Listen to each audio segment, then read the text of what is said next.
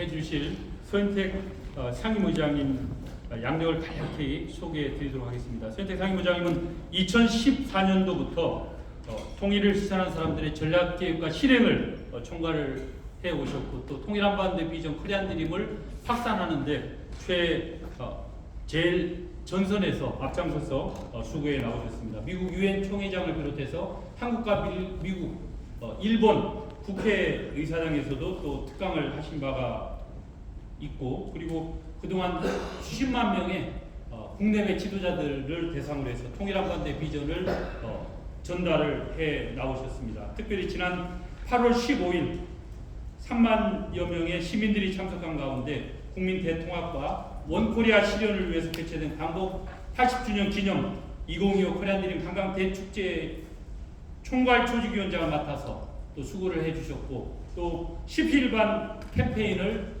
전국적으로 또 전 세계적으로 수천 명이 참가하는 이 17일반 모금 캠페인을 전개해서 6억 8천만 원 이상의 모금 운동을 주도해 주셨습니다. 여러분, 특강을 해주실 서인택 상임의장 나오실 때 큰 박수로 환영해 주시면 감사하겠습니다.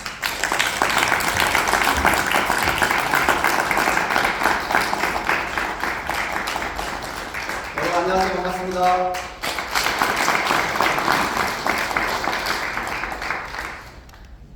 제가 오늘 강의를 해야 되는데요. 이 강의 중에 스마트폰을 좀 쳐다보지 말아주시길 부탁드리도록 하겠습니다. 스마트폰 많이 보시는 분들이 보니까 되게 부부 사이가 안 좋으시더라고요. 그러니까 스마트폰은 꼭 기절시켜서 가방 속에 넣어주시길 부탁드리도록 하겠습니다. 오늘 제가 강연할 강연 제목은 한반도 통일의 역사적 기회와 코리안 드림이라는 주제의 강연입니다. 여러분, 이 제목 볼 때 어떤 생각 드세요? 아, 이거 재밌겠다는 생각 들어요? 아니면 재미없겠다는 생각 들어요? 재밌어요? 여러분들 좀 특별하신 분들이 이 자리에 오신 것 같습니다.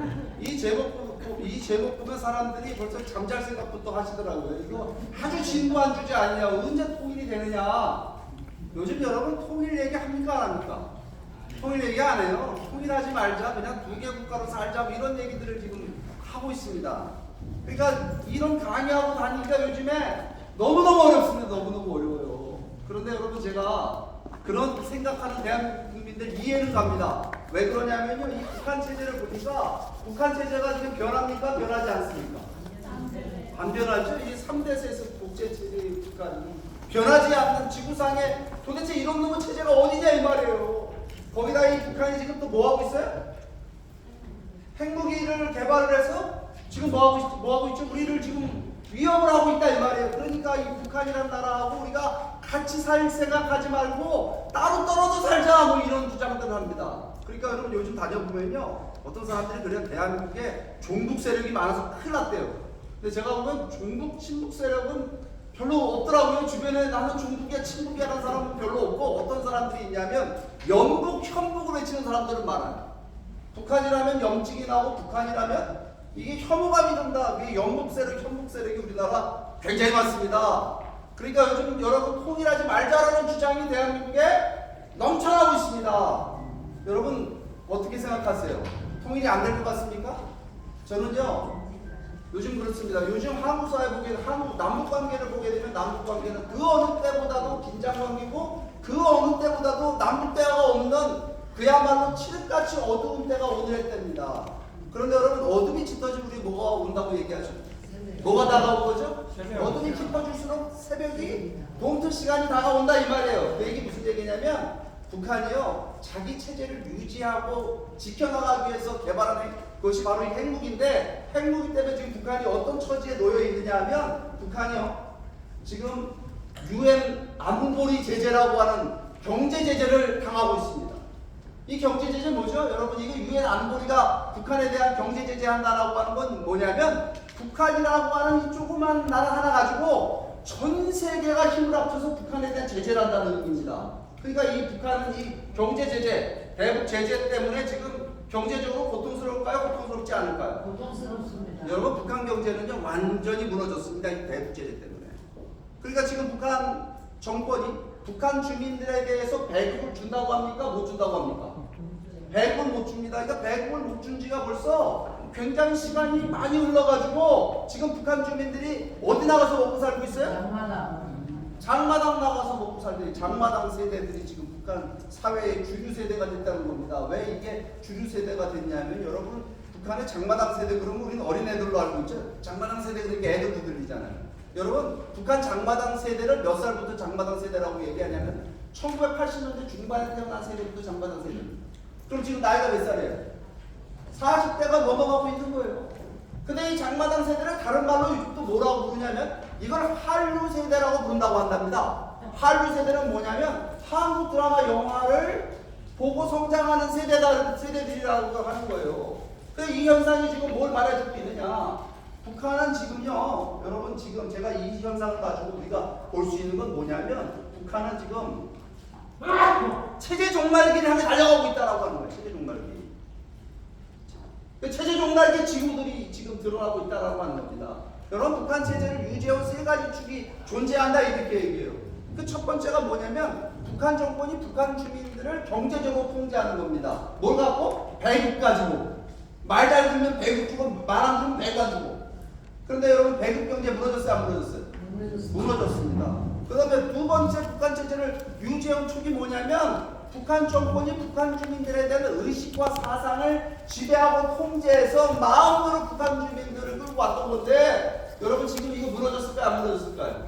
한국 드라마 영화가 북한 안에 들어가고 있다. 그 얘기는 뭐예요? 외부 정보가 북한 안에 유입되고 있다라고 하는 겁니다. 여러분 북한의 사상 통제는요 외부 정보를 차단할 수 있었기 때문에 북한 주민들에 대한 사상과 의식을 북한 정권이 지배할 수 있었던 거예요. 그런데 한국 드라마 영화를 보고 있다는 의미는 뭐냐면 북한 주민들에 대한 사상 통제가 더 이상 이루어지지 않는다고 하는 걸 의미하는 겁니다. 그럼 여러분 북한 체제가 지금 북한 정권을 유지하는 데 있어서 남은 게 하나 축이 남아 있습니다. 뭐가 남아 있죠? 공포 정치 안에 남습니다. 공포 정치. 여러분 그런데 우리가 공포 정치라고 하는 거는 여러분 뭐가 있느냐면 공포 정치를 강화하면 강화할수록 뭐가 늘어나죠? 주민 반발이 세지는 겁니다. 그러니까 역사적으로 보게 되면 공포 정치를 강화한 정권은 그 정권은 오래 갈 수 있습니까? 없습니까? 인류 역사에 공포 정치 하나가 그 정권을 영원히 유지한 사례는 한 번도 없다. 특히나 공포 정치가 강화되면 될수록 그건 뭐냐면 그 정권의 체제의 종말기가 다가왔다라는 또 방증이 된다라고 하는 겁니다. 그런데 요즘 여러분 북한이 이 공포 정치를 강화하는데 어느 쪽으로 강화하고 있는가 그러다 보면요, 이 최근에 북한 정권이 발표한 법을 보면 알 수 있어요. 이게 뭐냐면 반동문화 사상 배격법이라는 겁니다. 이 법은 뭐냐면 한국 드라마나 영화 이거를 보다가 북한 주민들이 걸리면 어떻게 되느냐 여기 보시면요 뭐라고 써 있습니까? 잘 안 보이십니까? 무기노동 교화형 사형 언도한다는 얘기입니다. 이거 여러분 대단한 거 아닙니까? 드라마 보다 걸리면 이렇게 돼요. 근데 이거만 갖고 잘 안 통했는지 한 3년 지나고 김정은이 또 무슨 법을 발표했냐면 평양문화보호법이라는 것도 발표했어요. 이건 뭐냐면 한국 드라마 영화를 보급하다 걸리면 처벌 조항이 뭐냐면 이것도 무기노동 교화형 내지는 사형이에요. 예, 이거 여러분 놀라운 얘기죠? 왜 이렇게까지 할까요 도대체? 이건 왜 이렇게까지 하느냐? 이게 북한 체제에 엄청난 위협이 되고 있기 때문에 북한 정권이 이렇게 하는 겁니다. 이게 위협이 안 된다라고 한다면요 이렇게 할 필요가 없는 거예요. 그만큼 지금 보게 되면요 북한이 지금 여러분 체제 종말기가 다가오고 있다라고 하는 거예요. 무엇 때문에? 바로 이 외부 정보가 북한 안에 유입되면서 북한 주민들의 생각과 사상이 바뀌고 있다라고 하는 겁니다. 여러분 그 북한 주민들 중에서 한국 드라마를 영화를 본 사람들이 몇 프로 될 것 같아요? 한국 국민들의 증언에 의하면 남한에 오신 분들은 약 80%의 북한 주민들이 한국 드라마 영화를 한 번 이상 본 적이 있다라고 하는 거예요. 그런데 여러분 한국 드라마 재밌어요? 재미없어요? 되게 재밌잖아요. 그죠? 1회를 보기 시작하면 최종회까지 봐야 돼. 그게 한국 드라마의 놀라운 중독성이다라고 하는 겁니다. 북한 주민들이 여기에 빠져 있다라고 하는 거예요. 그래서 지금 보면요 북한 체제는 체제 종말기를 향해서 달려가고 있습니다. 우리가 느끼지 못할 뿐이에요. 그런데 이 체제 종말기 현상이 북한 안에 지금 막 드러나고 있는 그 대표적 현상이 있습니다. 그 대표적 현상이 뭐냐면요 김정은이가 뭘 포기한다고 선언했냐면 작년에 민족 통일을 포기한다고 선언하고 나왔어요. 민족 통일. 이제 더 이상 우리는 남한하고 통일하지 않겠다. 왜? 같은 민족이 아니니까. 더 이상 같은 동족이 아니다. 이렇게 선언을 해버렸습니다. 여러분 이 선언 나와서 여러분 어떤 생각 드셨어요? 깜짝 놀라지 않으셨어요? 왜 깜짝 놀랐냐면요. 여러분 알다시피 북한이라는 나라는요. 김일성을 신으로 믿는 김일성 종교의 나라입니다. 그럼 여러분 모든 종교에는 교리가 있어요? 없어요? 교리가 있죠? 교리가 있습니다. 그 북한 김일성교의 핵심 교리는 뭘까요? 핵심 교리가 두 가지가 있습니다. 하나가 민족이고 다음 하나가 통일입니다. 이 두 가지 갖고 그 두 가지 이념 체계를 만들어서 북한 체제가 지금까지 유지해 나온 거예요. 그러면 여러분 김정은은 누구로부터 권력을 물려받았어요? 자기 아버지 할아버지로부터 물려받은 겁니다. 그러면 김정은의 권력의 정당성은 누구로부터 오는 거냐? 이게 세습받은 권력이기 때문에 그건 자기 아버지 할아버지로부터 오는 건데 이 김일성 교회의 교리를 누구보다도 김정은이는 이거 수호하고 지켜고 나가야 되는 겁니다. 그런데 김정은이가 지금 이 민족 통일이라는 개념을 포기한다고 나오고 거기다 뭐까지 했냐면요. 이 김정일이 자기 아버지가 만든 이 조국 통일 3대 헌장상 이게 평양에 세워진 탑인데 이거 뭘 기념하기 위해서 만들었냐면 김일성의 조국 통일 3대 원칙을 기념하기 위해서 김정일이가 세운 건데 이거를 김정은이가 폭파시켜 버렸어요. 여러분 이거는 북한 정권 안에 북한 내부에 충격을 줄 것 같아요? 주지 않을 것 같아요? 여러분 이거는요 굉장히 심각한 문제입니다. 그러니까 이거는요 여러분 왜 이렇게 됐느냐? 왜 북한의 김정은이 통일을 포기했느냐? 그거는요 남한과의 체제 경쟁에서 패배했기 때문에 그렇습니다. 더 이상 통일을 얘기하고 같은 민족이다 남한은 같은 민족이라고 얘기하고 통일을 얘기하면 북한 주민들은 남한과 같은 나라가 되는 통일이 되기를 바랄까요? 아니면 북한과 같은 나라가 되기를 통일을 바랄까요? 남한과 같은 남한 드라마에서 나오는 그런 통일이 되기를 북한 주민들이 알게 되니까 이제 더 이상 이게 남한은 저거는 같은 동족도 아니고 민족도 아니고 통일의 대상이 아니다 이렇게 나오고 있는 겁니다. 그렇다고 한다면 우리도 같이 통일을 포기해야 될까요? 아니면 이제 우리는 통일을 더 외쳐야 될까요? 더 외쳐야 될 때가 왔다라고 하는 겁니다.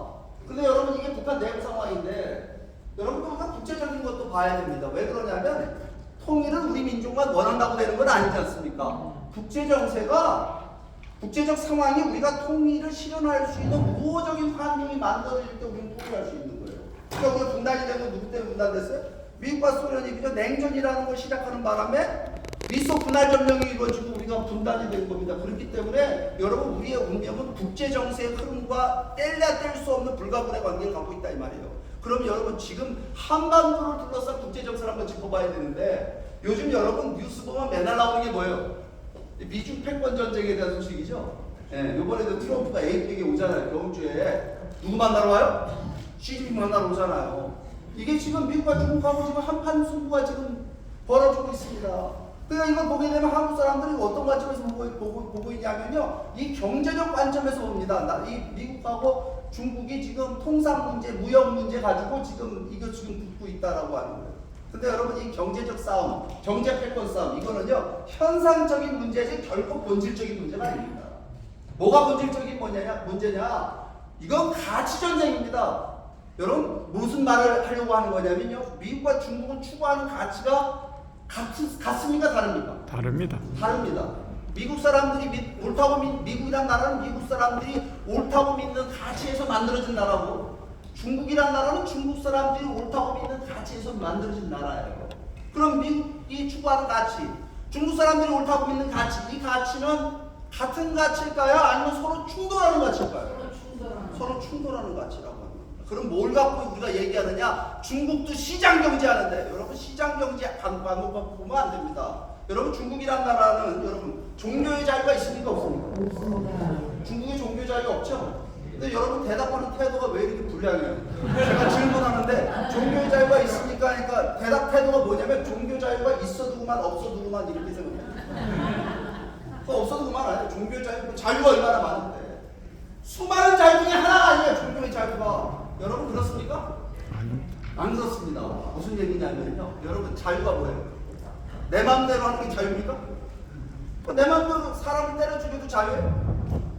여러분 자유는 뭘 갖고 자유라고 얘기하는 거냐면 양심의 자유를 자유라고 얘기하는 겁니다. 내 양심이 원하는 것을 말할 수 있고 표현할 수 있는 자유를 뭐라고 얘기합니까? 그걸 언론의 자유, 표현의 자유라고 얘기합니다. 내 양심이 원하는 세상을 만들기 위해서 내가 어떤 단체도 결성할 수 있고 어떤 집회도 할 수 있는 자유를 뭐라고 얘기해요? 이걸 집회결사의 자유, 다른 말로는 정치적 자유라고 얘기합니다. 그러면 우리 인간의 양심이라는 건 뭐예요? 선을 추구하는 거죠. 올바른 거 추구하는 거죠. 그러니까 우리 인간의 양심은 어떤 작용을 우리 안에서 하고 있냐면 어떤 것이 옳고 어떤 것이 틀리냐, 어떤 것이 정의고 어떤 것이 불의인가라고 하는 걸 구분짓는 도덕적 윤리적 기준을 갖는 것이 인간의 양심입니다. 그럼 그 인간 양심의 그 도덕적 윤리적 기준을 제시하는 건 뭐죠? 그게 신앙이고 종교입니다. 신앙과 종교의 자유를 인간으로부터 박탈하게 되면 뭘 박탈하게 되는 거냐면 바로 그 양심의 기준을 박탈하는 거기 때문에 양심의 자유를 박탈하게 되는 거예요. 그럼 인간으로부터 양심의 자유를 박탈한 인간은 뭐가 될까요? 인간은 뭐가 될까요? 노예가 되는 거예요. 왜 우리는 북한을 노예제 국가라고 얘기합니까? 식량을 배급으로 나눠줍니까? 아닙니다. 전 세계에서 유일하게 종교의 자유를 완전히 박탈한 사회가 북한이기 때문에 우리는 그 북한을 노예제 국가라고 얘기하는 겁니다. 근데 여러분 중국이 종교의 자유 있어요 없어요? 그러니까 중국에는 언론의 자유, 표현의 자유가 있습니까 없습니까? 없잖아요. 정치적 자유가 있습니까 없습니까? 왜냐하면요 인간의 종교의 자유는 근원적 자유이기 때문에 이 근원적 자유를 부정하게 되면 모든 자유를 부정당하는 겁니다. 그러니까 중국이 지금 제가 종교의 자유가 부정되는 국가다 이렇게 말씀드렸는데 그건 중국 내부 문제일까요? 아니면 우리하고 관계된 문제일까요? 우리하고 관계 없어요? 이거 중국 내부 문제? 여러분 이건 우리하고 관계가 있죠. 왜? 이 중국이 우리나라에서 제일 가까운 데 있는 나라예요. 그때 인구가 얼마예요? 14억의 경제대국, 군사대국인 이 중국이란 나라가 인간의 근원적 자유인 종교의 자유를 부정하고 있는 것이 오늘 우리 대한민국에게 위협이 됩니까? 안 됩니까? 위협이 된다는 사실을 우리가 이거 보고 여러분 중국 문제는 여기서부터 바라봐야 되는 겁니다. 이 가치적인 측면. 그런데 이 중국이요, 이 가치 문제를 끝나 제가 위협이 된다고 말씀드렸죠. 중국이 힘을 갖게 되니까 뭘 하냐면 그 경제력을 갖다가 어디에 쏟아붓고 있냐면 군사력을 쏟아부어갖고 안보 문제를 일으키고 있습니다. 그게 뭐냐면 바로 이 남중국해 이슈입니다. 이 첫 번째 이 동북아시아에서 부딪히고 있는 게. 이 남중국해 이슈 아시죠? 이거 보시면 여기 빨간 줄이 이렇게 지나가고 있습니다. 이 빨간 줄이 뭐냐면 중국 정부가 근 겁니다. 중국이. 여기까지가 우리 바다라는 겁니다. 이 선안에 어느 나라 어디가 들어가 있냐면 대만이 통째로 들어가 있고 베트남하고 여기 필리핀 해안선을 거기 스치고 지나갑니다. 중국이 이거 자기 바다라고 주장하는 논리적 근거가 뭔지 아세요? 여기 중국 섬들이 있다는 거예요. 여기 동물들 동그랗게 섬들인데 이게 중국령 섬이라는 겁니다. 중국 본토에서 엄청 멀리 떨어져 있는데 근데 이거는요 실제 갖고 사람 사는 섬이 아니에요. 암초입니다. 암초. 이 암초에다가 콘크리트 때려붓고 여기다 인공섬 만들고 이거를 갖다 활주로 닦고 항구 만들고 군사시설 설치해놓고 여기서부터 200개리가 우리 바다라고 주장합니다. 그럼 여기 필리핀이나 여기 베트남 이런 나라들은 중국하고 맞서 싸울 힘이 있을까요 없을까요? 미국이 남중국에 손대면 어떻게 될 것 같아요? 미국이 남중국에 손대면요 이 바다는 다 중국 바다가 되는 겁니다. 근데 그 중국 바다로 끝나는 것 같아요? 여러분이 남중국해 이슈는 남중국해로 끝나는 것이 아니라 태평양의 주인이 누가 되느냐, 태평양의 패권을 누가 장악하느냐 이게 문제입니다. 이거는 우리하고 관계 있어요 없어요? 관계 있습니다. 여러분 경제적으로 관계 있잖아요. 왜? 우리 상선들이 지나다니는 바다예요 이게. 세계 물동량의 40%가 지나다니는 바다입니다. 이걸 중국이 걸어 잡으면 어떤 문제 생길까요? 근데 여러분 우리는 중국하고 참 가까운 데 살아요. 중국이란 나라 옆에 그죠? 서해바다.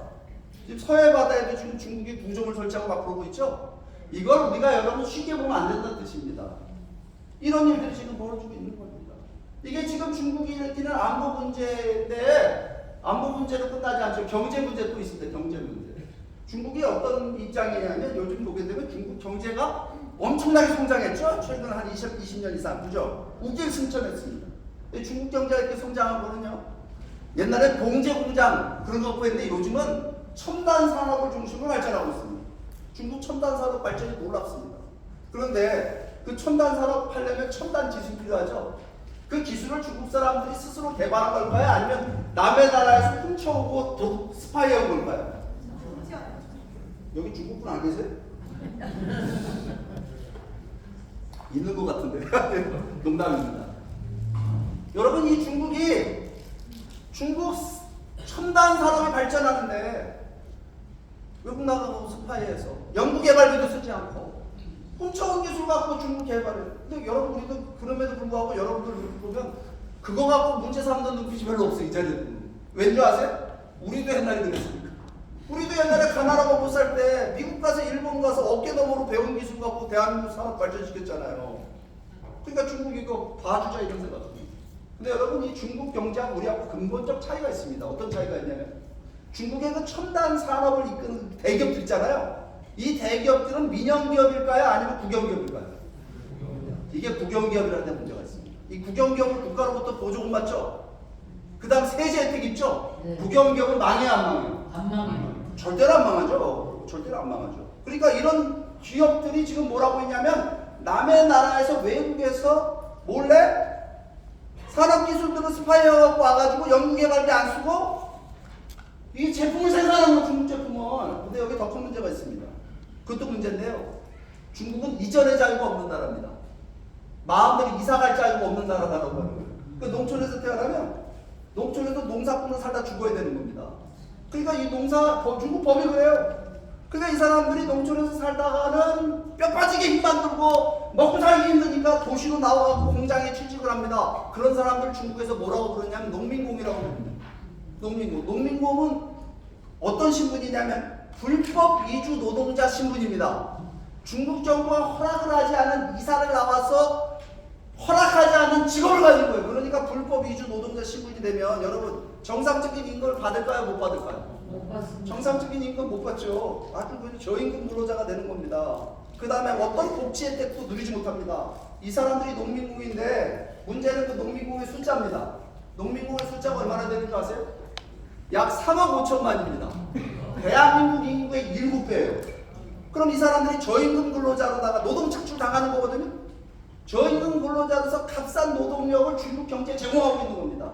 그런데 한번 생각해 보세요. 연구개발비도 쓰지 않고, 그죠? 외국에서 스파이 해갖고 기술 훔쳐다가 국가 보조금을 받는 기업들이 저임금 근로자들을 활용해서 제품을 생산해서 세계 시장에 들고 나오면 중국 물건은 경쟁력을 가질까요, 안 가질까요? 갖게 되겠죠, 그죠? 그러면 대한민국의 삼성이나 현대나 이런 우리 제조업 기업들이 중국 기업들하고 경쟁해서 이길 수 있는 찬스가 있을까요, 없을까요? 없습니다. 없겠죠. 근데 우리만의 문제 아닙니다. 이거는. 이거 누구하고의 문제냐면 모든 자유시장 경제를 추구하는 나라들, 미국이라든가 유럽이라든가 일본이라든가 호주라든가 이런 모든 자유시장 경제를 추구하는 나라들은 중국하고 경쟁이 될 수가 없다라고 하는 겁니다.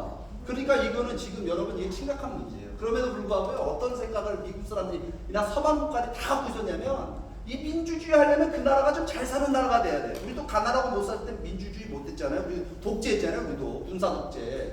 그러니까 중국도 좀 개혁 개방해갖고 이 나라가 잘 사는 나라가 돼서 부자 나라가 돼서 좀 중국이란 나라가 자유롭고 개방되고 민주화된 나라가 됐으면 좋겠다. 그러니까 중국이 좀 잘 살게 도와주자 이렇게 생각했어요. 그런데 여러분 중국이 지금 잘 사는 나라가 돼가고 있죠. G2잖아요 지금. 그럼 중국은 지금 자유롭고 개방된 나라가 되고 있을까요? 아니면 더 반대로 전체주의 국가로 회귀하고 있을까요? 국가 통제주의 전체주의 국가로 회귀하고 있다는데 문제가 있다라고 하는 겁니다.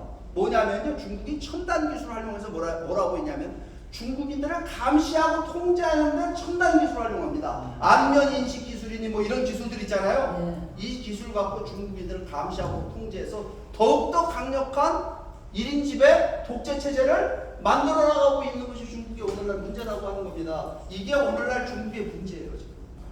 그러니까 여러분 이거는 그러면 중국은 이 첨단 기술 활용해 갖고 중국 내부만 감시하고 통제할까요? 아니면 이런 기술 갖고 국제 사회에 세계 이걸 영향력을 확대하는데 활용할까요? 안 할까요? 확대하고 이게 지금 서방 국가들에게 지금 문제가 지금 되고 있는 거예요, 중국 문제가. 그러니까 여러분 이런 문제인데 또 한 가지 우리가 짚어봐야 될 문제는 뭐냐면 중국의 태도 변화 문제입니다. 중국은요 원래 단단하고 못 살 때는요 왜 이 서방과 미국이라든가 이런 나라들의 눈치를 많이 봤어요. 왜?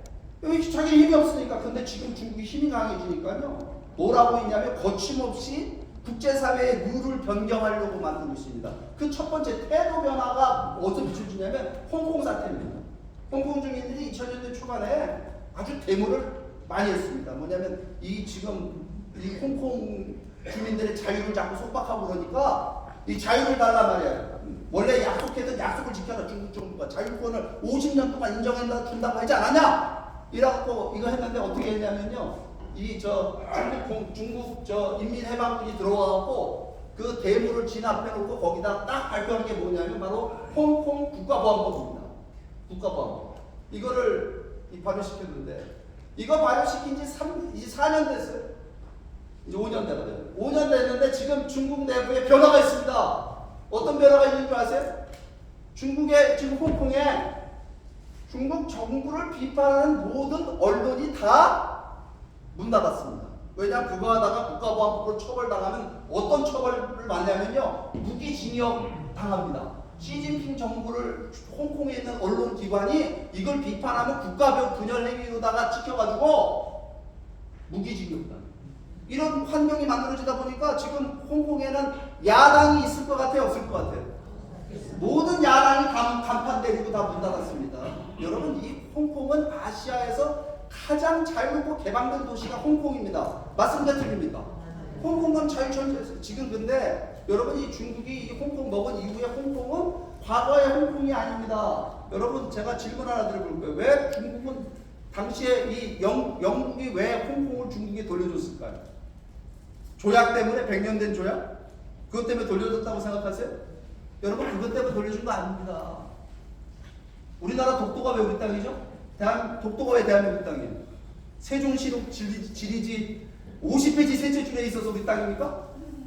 대한민국 독도가 우리 땅인 거는 대한민국이 실효적인 지배를 하고 있기 때문에 우리 영토 국제법상 인정받고 있는 겁니다. 근데 도대체 이거 왜 홍콩을 영국이 실효적으로 지배하고 있었는데 왜 돌려줬느냐? 계약서가 있어서 그 계약 누구하고 했는데요? 청나라고 해요. 청 다이너스티. 그 존재합니까? 존재하지 않습니까? 이거는요 왜 돌려줬냐면 그 계약 때문에 조약 때문에 돌려준 게 아니라 당시에 중국이란 나라가 개혁개방을 약속했습니다. 공산주의였던 모든 나라들이 공산주의 포기하고 개혁개방의 길을 가겠다. 그러니까 홍콩을 중국에게 돌려주게 되면 당시 돌려주게 될 때 홍콩하고 중국하고 경제력의 사이즈, 경제력의 차이가 홍콩이 컸을까요? 중국이 컸을까요? 홍콩 도시 하나가 중국 전체보다 경제력이 더 컸을 때 97년도에 반환합니다. 이거 왜 돌려줬냐면요. 이 홍콩의 경제력에 힘입어서 중국이 빨리 경제 성장을 이루어서 공산주의 포기하고 홍콩처럼 자유롭고 개방된 나라가 되라고 중국이 홍콩 되라고 홍콩을 중국에 돌려준 겁니다. 근데 지금 여러분 홍콩이 중국 됐어요? 중국이 홍콩 됐어요? 홍콩이 중국 됐어요. 그리고 여기 홍콩에 투자했던 이거 홍콩의 경제적 기반은 중국의 왕서방들이 만든 거예요? 아니잖아. 이거 서방의 그죠? 서방에서 다 투자해갖고 서방 국가들이 만든 거예요. 영국, 미국. 그럼 여기 투자한 홍콩에 투자한 기업들은 손해 봤을 것 같아요? 안 봤을 것 같아요? 천문학적인 손해를 지금 보고 있는 겁니다. 네. 이게 지금 홍콩 사태입니다. 과거에 중국이 이러지 않았다는 겁니다. 중국의 이게 태도 변화다라고 하는 겁니다. 그 다음에 여러분 이걸로 끝나지 않죠. 지금 대만 문제. 이번에 여러분 트럼프가 와서 시진핑한테 뭘 얘기할 거냐? 미국에서 하고 온 얘기가 뭐냐면 시진핑한테 대만 침공하지 말라고 얘기할 거랍니다.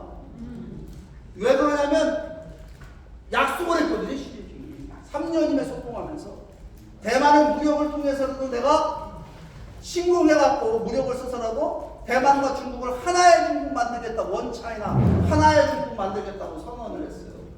이거 하지 말라. 이거 여러분 이 시진핑이 이 대만을 침공한다라고 하는 건 시진핑의 공갈 협박 블러핑일까요? 아니면 실제 그런 의사를 갖고 있을까요? 대만을 침공해서 하나의 중국 만들 의사를 갖고 있을까요? 안 갖고 있을까요? 여러분 이거는요 우리식 자본주의에 물들어 있는 우리식을 생각하면 안 됩니다. 그 사람들 시각에서 봐야 돼요. 이거는요 갖고 있는 겁니다. 그러니까 해마다 대만을 기습해서 이걸 갖다가 이거를 복속시키기 위한 군사훈련을 1년에 50회 이상 합니다. 중국은. 그러니까 여러분 이거 지금 우리 문제하고 연결된 거예요? 문제 연결 안 된 거예요? 이런 일들이 지금 벌어지고 있다는 사실이에요. 그러니까 이런 일들이 지금 벌어지고 있으니까 지금 뭐예요? 뭐가 시작됐느냐? 미중 패권 전쟁이라는 게 시작된 겁니다. 누가 등장하면서 했냐면 이 트럼프라는 대통령이 2016년도에 들어서 갖고 이거 시작을 했어요. 그러니까 한국 언론이 뭐라고 보도하냐면 한국 언론은 트럼프를 별로 안 좋아하더라고요. 뭐라고 이게 장사꾼이 이게 이 맨하탄에서 뉴욕에서 부동산 거래하던 부동산 개발업체가 이게 대통령이 돼갖고 이 장사꾼이 말이야 이 장사꾼 시부다가 지금 중국을 상대한다 그래가지고 아주 뭐 욕들 하고 막 그랬어요. 근데 여러분 이거는요 트럼프의 어떤 개인적인 성향하고는 아무런 관계가 없습니다. 왜 미국이 중국을 손보러 댐겼느냐? 이거는 여러분 중국이 미국이 거는 모든 레드라인을 다 무너뜨리기 때문이었습니다. 그래서 여러분 중국을 손보겠다고 나온 거예요. 그러고 뭐라고 했냐면 중국은 소위 인도 태평양 전략 그래가지고 중국을 포위하는 전략을 실행하고 있습니다. 군사적으로. 그렇죠? 그렇게 해놓고 경제적으로 조지는 겁니다. 관세 갖고 조졌잖아요. 그죠? 트럼프 1기 때. 그죠? 그 다음에 뭐 중국을 갖다가 환율 조작으로 그러시죠. 이 거시경제적으로 조지고. 그 다음에 화웨이 같은 기업 있죠? 중국의 그 세계 최대 통신업체, 중국업체 화웨이. 그거 아예 박살내버렸습니다. 트럼프가 들어서. 여러분 이런 일을 트럼프가 시작을 했어요. 그러니까 이 싸움이 벌어졌는데 그러다가 트럼프가 또 4년 있다 미끄러져갖고 조 바이든이라는 사람 대통령이 됐잖아요. 그죠? 그 바이든 되면 미중 패권 전쟁은 좀 완화될 줄 알았어요. 근데 어떻게 더하더만요? 보니까 바이든은 또 반도체. 이 반도체가 여러분 첨단 기술의 핵심이잖아요. 이거 중국이 완전히 이거 못하도록 그냥 작살내버리겠다라고 갖고 소위 그 반도체 전쟁이라는 거 시작합니다. 들어보셨을 겁니다. 칩워라고. 한 거예요. 그러니까 우리는 볼 때 갑자기 미국하고 사이가 벌어지니까 우리나라가 이게 난리가 난 거예요. 그때 당시에. 우리는 안미 경중이라고 안보는 미국하고 경제는 중국하고 한다고 중국하고 잘 지내고 있었는데 그래야 안 그래요? 근데 여러분 이거 지금 이거는요 이제는 우리가 이거 미중 패권 전쟁은 상수를 놓고 봐야 되는데 변수가 아닙니다. 이게 확고부터 가야 됩니다. 그러니까 지금 보게 되면 이 미중 패권 전쟁이 일어나는 와중 속에 오면 우리들이 이게 어떻게 갈 것이냐 이걸 봐야 되는데 여러분 그러니까 우리가 제일 전략 중에 전략이 최고 좋은 전략은 뭐냐면 이기는 편하고 편 먹는 거야 지는 쪽 가서 편 쓰는 거예요. 이기는 쪽 가서 해야 되는데 그러면 우리가 이 싸움이 붙었잖아요. 이게 오래된 싸움에 새우등 터진단 말이 있는데 딱 우리가 또 새우같이 생겼어요. 그 한반도가 미국하고 중국하고 싸우는데 미국하고 중국하고 싸우면 누가 이길 것 같아요? 누가 이길 것 같아요? 여러분들이 확신이 별로 없어요. 여러분 확신을 드릴게요. 미국하고 중국하고 경제력이 어느 쪽이 더 셉니까? 미국이 월등히 강해요. 상당 안 됩니다. 아직도. 군사력은 미국이 월등히 강해. 근데 1대1로 붙어도 미국이 강한데 미국에는 있고 중국에는 없는 게 있어요. 뭔지 아십니까? 동맹국가입니다. 미국의 동맹국가는요. 세계 잘 사는 나라들은 다 힘 좀 쓰는 나라들은 다 미국 편입니다. EU, 나토 그죠? 그 다음에 일본, 호주, 한국 이런 나라들이 다 미국 편이에요. 그러면 중국 편은 어느 나라가 있어요? 이번에 뭐였더만요. 이번에 뭐였는데 뭐 북한, 이란, 시리아 뭐 이런 거. 러시아하고는 좀 그렇고 그죠? 그러니까 이게 싸움이 상대가 안 돼. 그러니까 여러분 누가 이겨요? 여러분들은 제 함정에 빠진 겁니다. 싸움은요 해봐야 알아. 왠지 아세요? 태권도 8단하고 깡패하고 싸우면 누가 이겨요? 깡패가 가끔 이기기도 합니다. 왜 그러냐면 미국하고 중국하고 보이는 힘으로 보면 당연히 미국이 이겨야 되는 게 맞아. 근데 뭐냐면 미국은요 4년마다 선거하는 나라입니다. 그죠? 분열된 나라다. 분열된 나라. 하나 되지 않은 나라예요. 중국은요. 선거가 있어요 중국이? 그러니까 이겨요. 해봐야 알아요. 그럼 제가 질문 드려볼게요. 미국하고 중국이 싸우면 누가 이겨야 돼요? 누가 이겨야 되냐고요? 해봐야 되는 게 아니에요. 여기서 여러분 중국이라고 여기서 대답을 못 하시는 분들은 사상이 의심스럽죠. 미국이 이겨야죠. 왜? 왜 미국이 이겨야 돼요? 동맹국가가 살아야 되니까. 제가 이 두 가지입니다. 첫 번째, 우리가 통일을 통해서 실현하고자 하는 나라가 중국 같은 나라가 돼야 돼? 아니면 미국 같은 나라가 돼야 돼? 미국도 문제 많은 나라 나라는 맞아요. 근데 인간의 근본적 자유를 부정하는 중국 같은 나라가 되면 될까요, 안 될까요? 또 두 번째, 우리가 통일을 실현한다고 하면 여러분 남한, 대한민국 주도하는 통일이 돼야 됩니까? 아니면 북한 주도하는 통일이 돼야 됩니까? 그러면 미국하고 중국이 어디가 이겨야 대한민국 주도하는 통일이지? 박수 한번 치자고요. 미국이 좀 미워도요, 좀 이상해 보여도 여러분 이 근본적인 문제에 대해서 우리가 흔들리면 안 된다는 거예요. 아무튼 간에 이와 같은 싸움이 지금 벌어지고 있는 겁니다. 한반도를 둘러싸고 있는 싸움이다 이 말이에요. 근데 여기에 또 한 가지 사건이, 정신없는 또 하나 사건이 터졌어요. 러시아가 우크라이나를 침공했다. 2022년도에. 이거 어떻게 생각하십니까? 이거 누가 이긴다 그랬어요 처음에? 전쟁 나자마자 국제 정치 전문가들, 군사 뭐 전문가들 나와갖고 이거 3일 내지 일주일이면 러시아가 우크라이나를 밟아버릴 거라고 했어요. 근데 지금 몇 년 걸리고 있습니까? 지금 3년이 넘어갔어요. 4년째 지금 접어들고 있습니다. 그렇죠? 근데 누가 이기고 있는 것 같아요? 누가 이기고 있는 건 모르겠지만 러시아가 완전히 죽쓰고 있는 거 맞죠? 90만 명 이상의 사상자가 나왔습니다. 여러분 이거 왜 이렇게 됐냐면요, 우크라이나 대통령 젤렌스키라는 사람이 국민들을 단결시켰어요. 그래갖고 뭘 했어요? 그래가지고 완전히 결산전을 하는 바람에 싸움의 추이가 달라졌습니다. 왜? 시간을 벌었거든. 시간을 벌게 되니까 이 싸움이 러시아 대 우크라이나 싸움이 아니라 러시아 대 미국을 포함한 전체 나토 서방 국가의 싸움이 돼버린 겁니다. 그러니까 어떻게 되고 있어요 지금? 그러니까 러시아가 지금 완전히 죽을 쓰고 있어요. 아마 이 평화협정 맺으면요, 러시아한테 굉장히 불리한 입장의 평화협정이 만들어질 겁니다. 물론 그렇다고 우크라이나가 좋을 것도 없어요. 근데 아무튼 간에 이 러시아가 이렇게 가고 있다라고 하는 거는, 이거는 오늘 우리들이 생각해 봐야 되는 한반도 지정학 문제에 연결시켜서 봐야 된다라고 하는 사실입니다. 그러니까 러시아가 이렇게 어려워지는 상황 속에 지금 뭐냐면 트럼프가 다시 재등장해서 재등장했어요. 재등장을 했어. 그래갖고 올해부터 임기가 다시 시작했습니다. 이 양반이요, 참 보면 참 재밌는 사람이에요. 요즘 한국 사람들이 옛날에 미국 정치에 관심이 없었는데 이 사람 등장한 뒤로 미국 정치가 너무 재밌는 거예요. 한국 정치보다. 맞아요, 틀려요? 이 양반이요, 여러분 그거 아셔야 됩니다. 트럼프가 미국 대통령 중에 제일 존경하는 인물이 누군지 아세요? 레이건 대통령 제일 존경하는.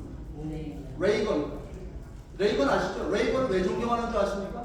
레이건이 냉전을 종식시켰고. 그 레이건을 흉내내요. 메이크 아메리카 그레이트 어게인이라고 들어보셨습니까? 마가? 아시죠? 이거 미국을 다시 위대하게 만들자. 이 정치 슬로건을 트럼프가 쓰는 건데 이거 누구한테 배운 줄 아세요? 이거 레이건 대통령의 여러분 선거 슬로건이었어요. Let's make America great again. 이거 카피한 거예요.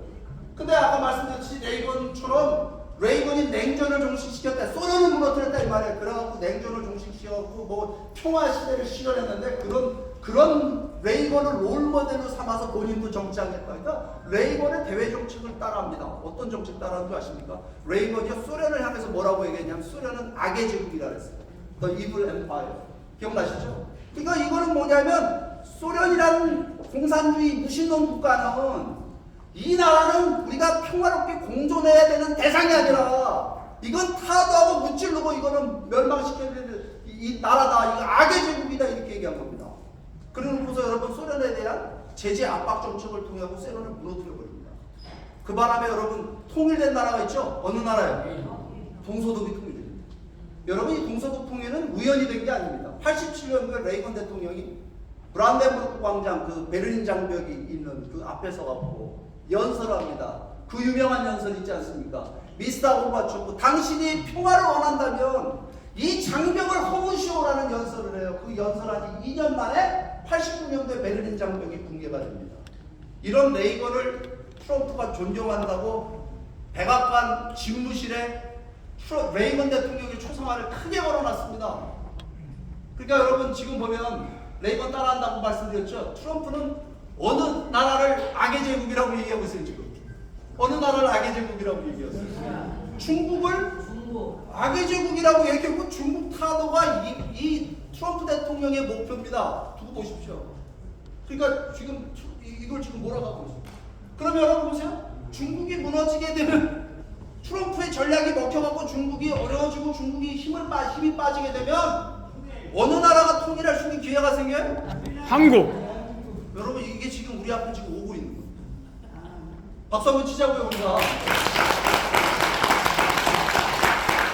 그러니까 지금 이게 이렇게 되니까 이 트럼프의 기세가 무섭거든요. 지금 여러분 중동 문제 정리된 거 다 뉴스 보셨죠? 중동 문제가 다 정리가 됐습니다. 이 중동 평화 문제가 이게 수십 년 동안 풀지 못했던 미국의 숙제였습니다.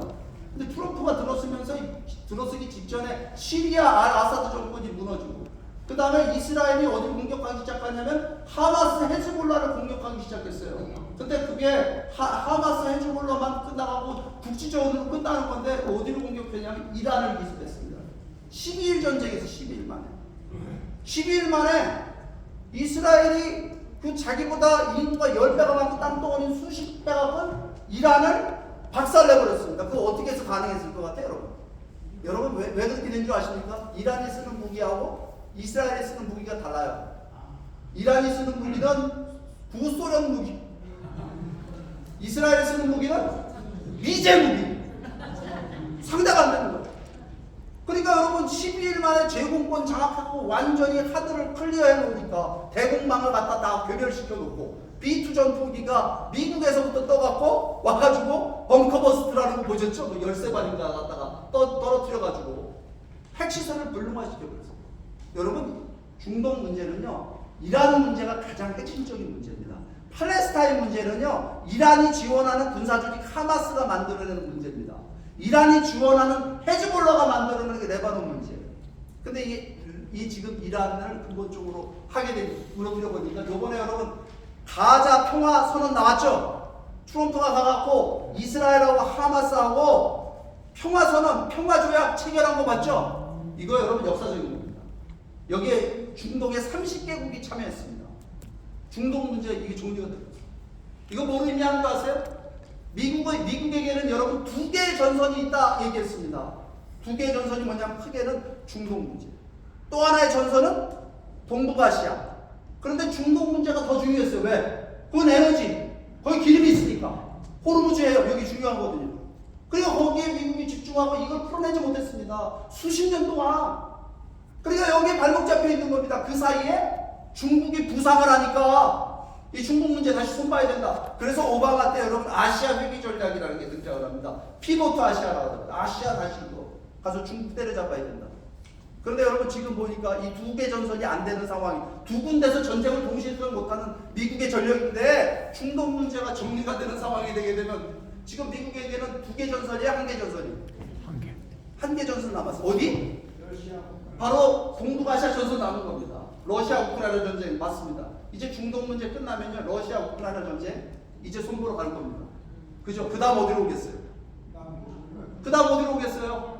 여러분 트럼프 머릿속에는요 김정은이 있어요 없어요? 없어요. 있잖아요. 지금 이번에도 김정은이 와가지고서 내가 여기 한국에서 지내는 체류기간을 연장도 할 수 있다고 막 트럼프가 이러고 앉아있어요.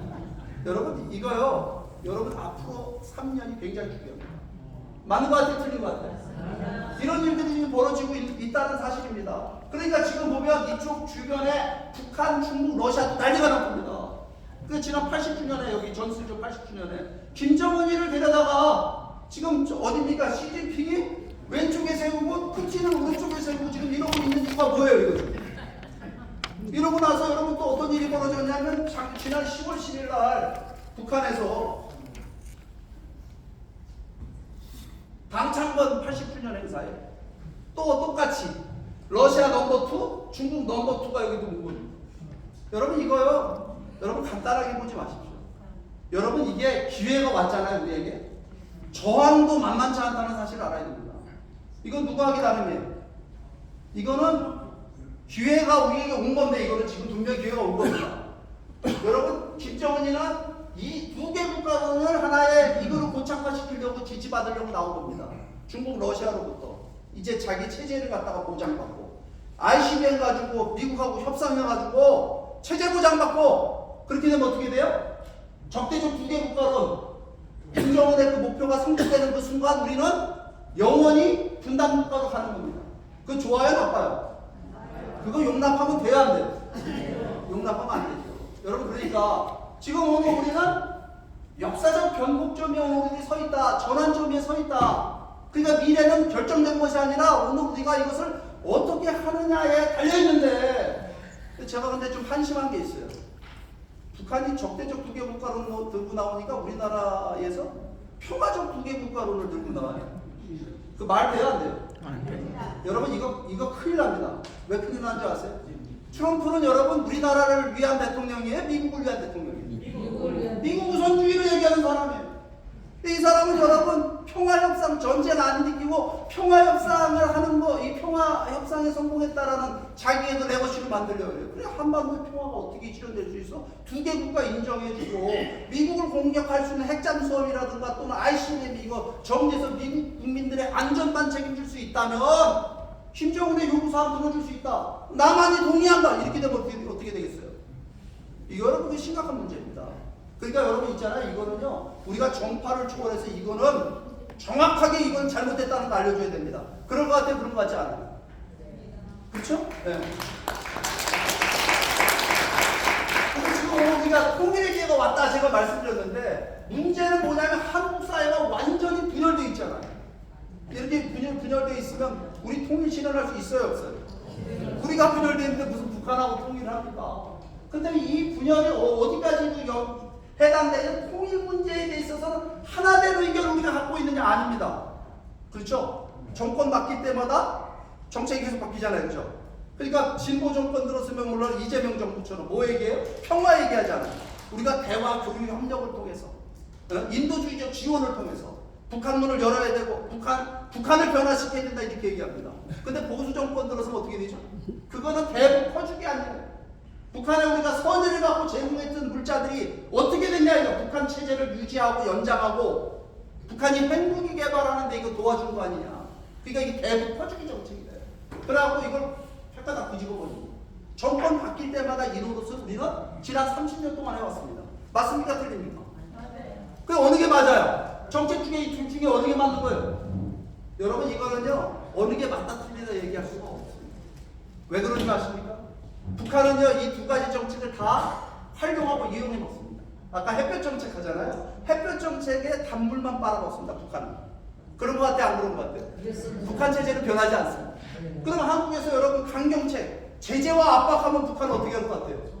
이걸 대북 적대시 정책이다 이래가지고 북한은 긴장을 그거하고 고소시키고 긴장 고소를 통하고 북한 주민들을 더욱더 통제하고 압박하는데 체제를 공고히 하는 데 쓰는 겁니다. 이 두 가지 정책은 둘 다 어떤 효과도 일어나지 못한다는 겁니다. 그럼 여러분 우리가 제3의 길을 얘기해야 되는 겁니다. 오늘 제가 확실한 통일을 실현할 수 있는 북한을 상대할 수 있는 방법을 이 자리에서 어느 누구도 우리 통일부 장관도 모르는 얘기 제가 말씀드리려고 합니다. 여러분 이게요 이거 방법론이거든요.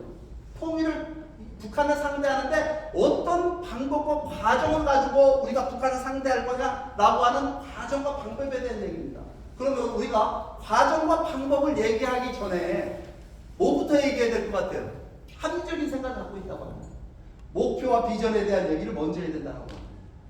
그 얘기 무슨 얘기냐면 우리가 통일을 통해서 어떤 나라를 최종적으로 실현할 것이냐라고 하는 목표와 비전을 먼저 설정하고 그 목표를 실현하기 위해서 어떤 방법을 쓸 것이냐라고 하는 것을 얘기해야 됩니다. 맞습니까? 틀립니까? 그런데 우리는 지금 이런 얘기를 하지 않았어요. 이제까지. 어떤 통일된 국가를 실현할까? 통일을 통해서 우리가 실현하고자 하는 통일 한반도의 비전은 무엇이냐라고 하는 걸 얘기하는 사람은 아무도 없이 뭔 얘기만 해요? 다 이게 뭐 통일 세미나 가보면 이 방법론 갖고 얘기하고 있는 겁니다.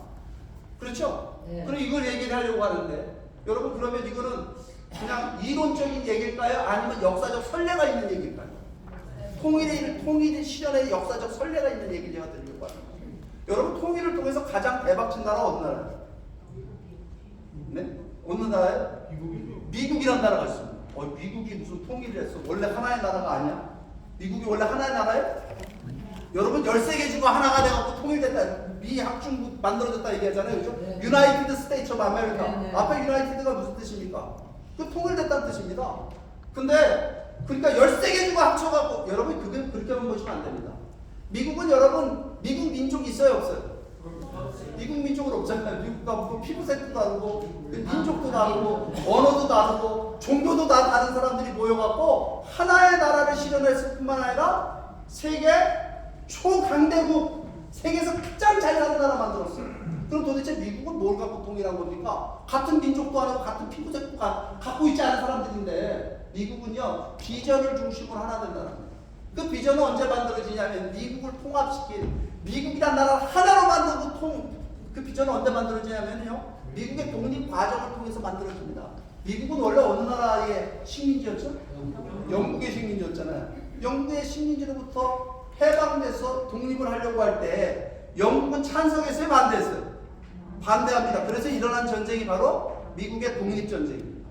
이 독립전쟁이 일어났는데 미국의 건국의 아버지들한 분들이 모여 앉아갖고, 야, 우리가 어떻게 싸울 것이냐. 당시 여러분 대영제국 군대는 세계 최강군 아닙니까? 이 대영제국 군대하고 어떻게 싸울 것이냐라고 하는 싸움의 병법을 논의한 것이 아니라 뭘 논의하냐면요, 우리가 독립하게 되면 이 아메리카 대륙에 어떤 나라를 실현할 것이냐라고 하는 독립의 비전을 논의하고 합의해서 그것을 선언문으로 발표합니다. 그 선언문이 바로 이 앞에 있는 미국의 독립선언문입니다. 1776년 7월 4일 날. 이 독립선언문은 이렇게 시작됩니다. 우리들은 다음과 같은 사실을 자명한 진리로 인정한다.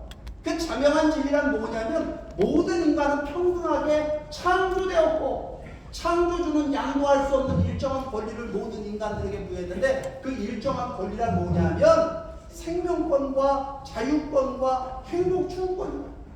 이와 같은 권리를 보장하기 위해서 우리 인간들은 정부를 구성하게 되는데, 만약에 그 정부가 개인의 존엄한 자유와 인권을 보장하지 않고 해치게 되면, 침해하게 되면 그 정부를 타도하고 해체하고 새로운 정부를 수립할 수 있는 권리가 우리 국민들에게 있다, 이렇게 얘기합니다.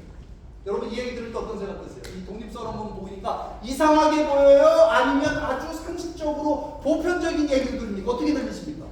아주 일반적인 얘기로 들리지 않아요? 왜 우리가 이거 상식적으로 생각하냐면, 오늘 우리 대한민국 국민들이 누리고 살고 있는, 대한민국이 누리고 살고 있는 자유민주주의의 근본적인 원칙과 가치와 철학을 얘기하고 있기 때문에 우리에게는 이상한 게 하나도 없는 겁니다. 그런데 여러분 1776년으로 거슬러 올라가 보자고요. 미국으로. 그때 당시 미국으로. 그럼 그때 당시에도 모든 인간은 평등하게 창조되었다라는 말이 아주 상식적인 얘기였을까요? 아니죠. 왜냐하면 영국을 지배하고 있던 나라가 어디라고요? 미국을 지배하고 있던 나라가 당시 영국인데, 영국 가면 어떻게, 영국의 정치제도 어떻게 돼 있습니까? 왕이 있고, 왕 밑에 뭐가 있어요? 귀족이 있고, 귀족 밑에 평민이 있고, 평민 밑에 누가 있습니까? 그 천민이 있잖아요, 천민. 계급제, 신분제 국가, 봉건 사회였다 이 말입니다. 군주제 사회이면서. 그런 나라에 가갖고 모든 인간은 평등하게 창조되었다는 말을 할 수 있어요, 없어요? 할 수 없죠. 근데 영국만 그랬어요? 봉건제, 군주제, 봉건제 국가는 영국만이었습니까? 유럽에 있는 모든 나라들이 그랬죠. 유럽만 아니라 전 세계가 다 그랬습니다. 우리나라는 조선시대죠. 1776년은 여러분 어느 나라, 어느 임금님이 다스리던 해입니까? 다스리던 시대를 아세요? 정조임금 즉위년입니다. 정조임금 앞에 가갖고,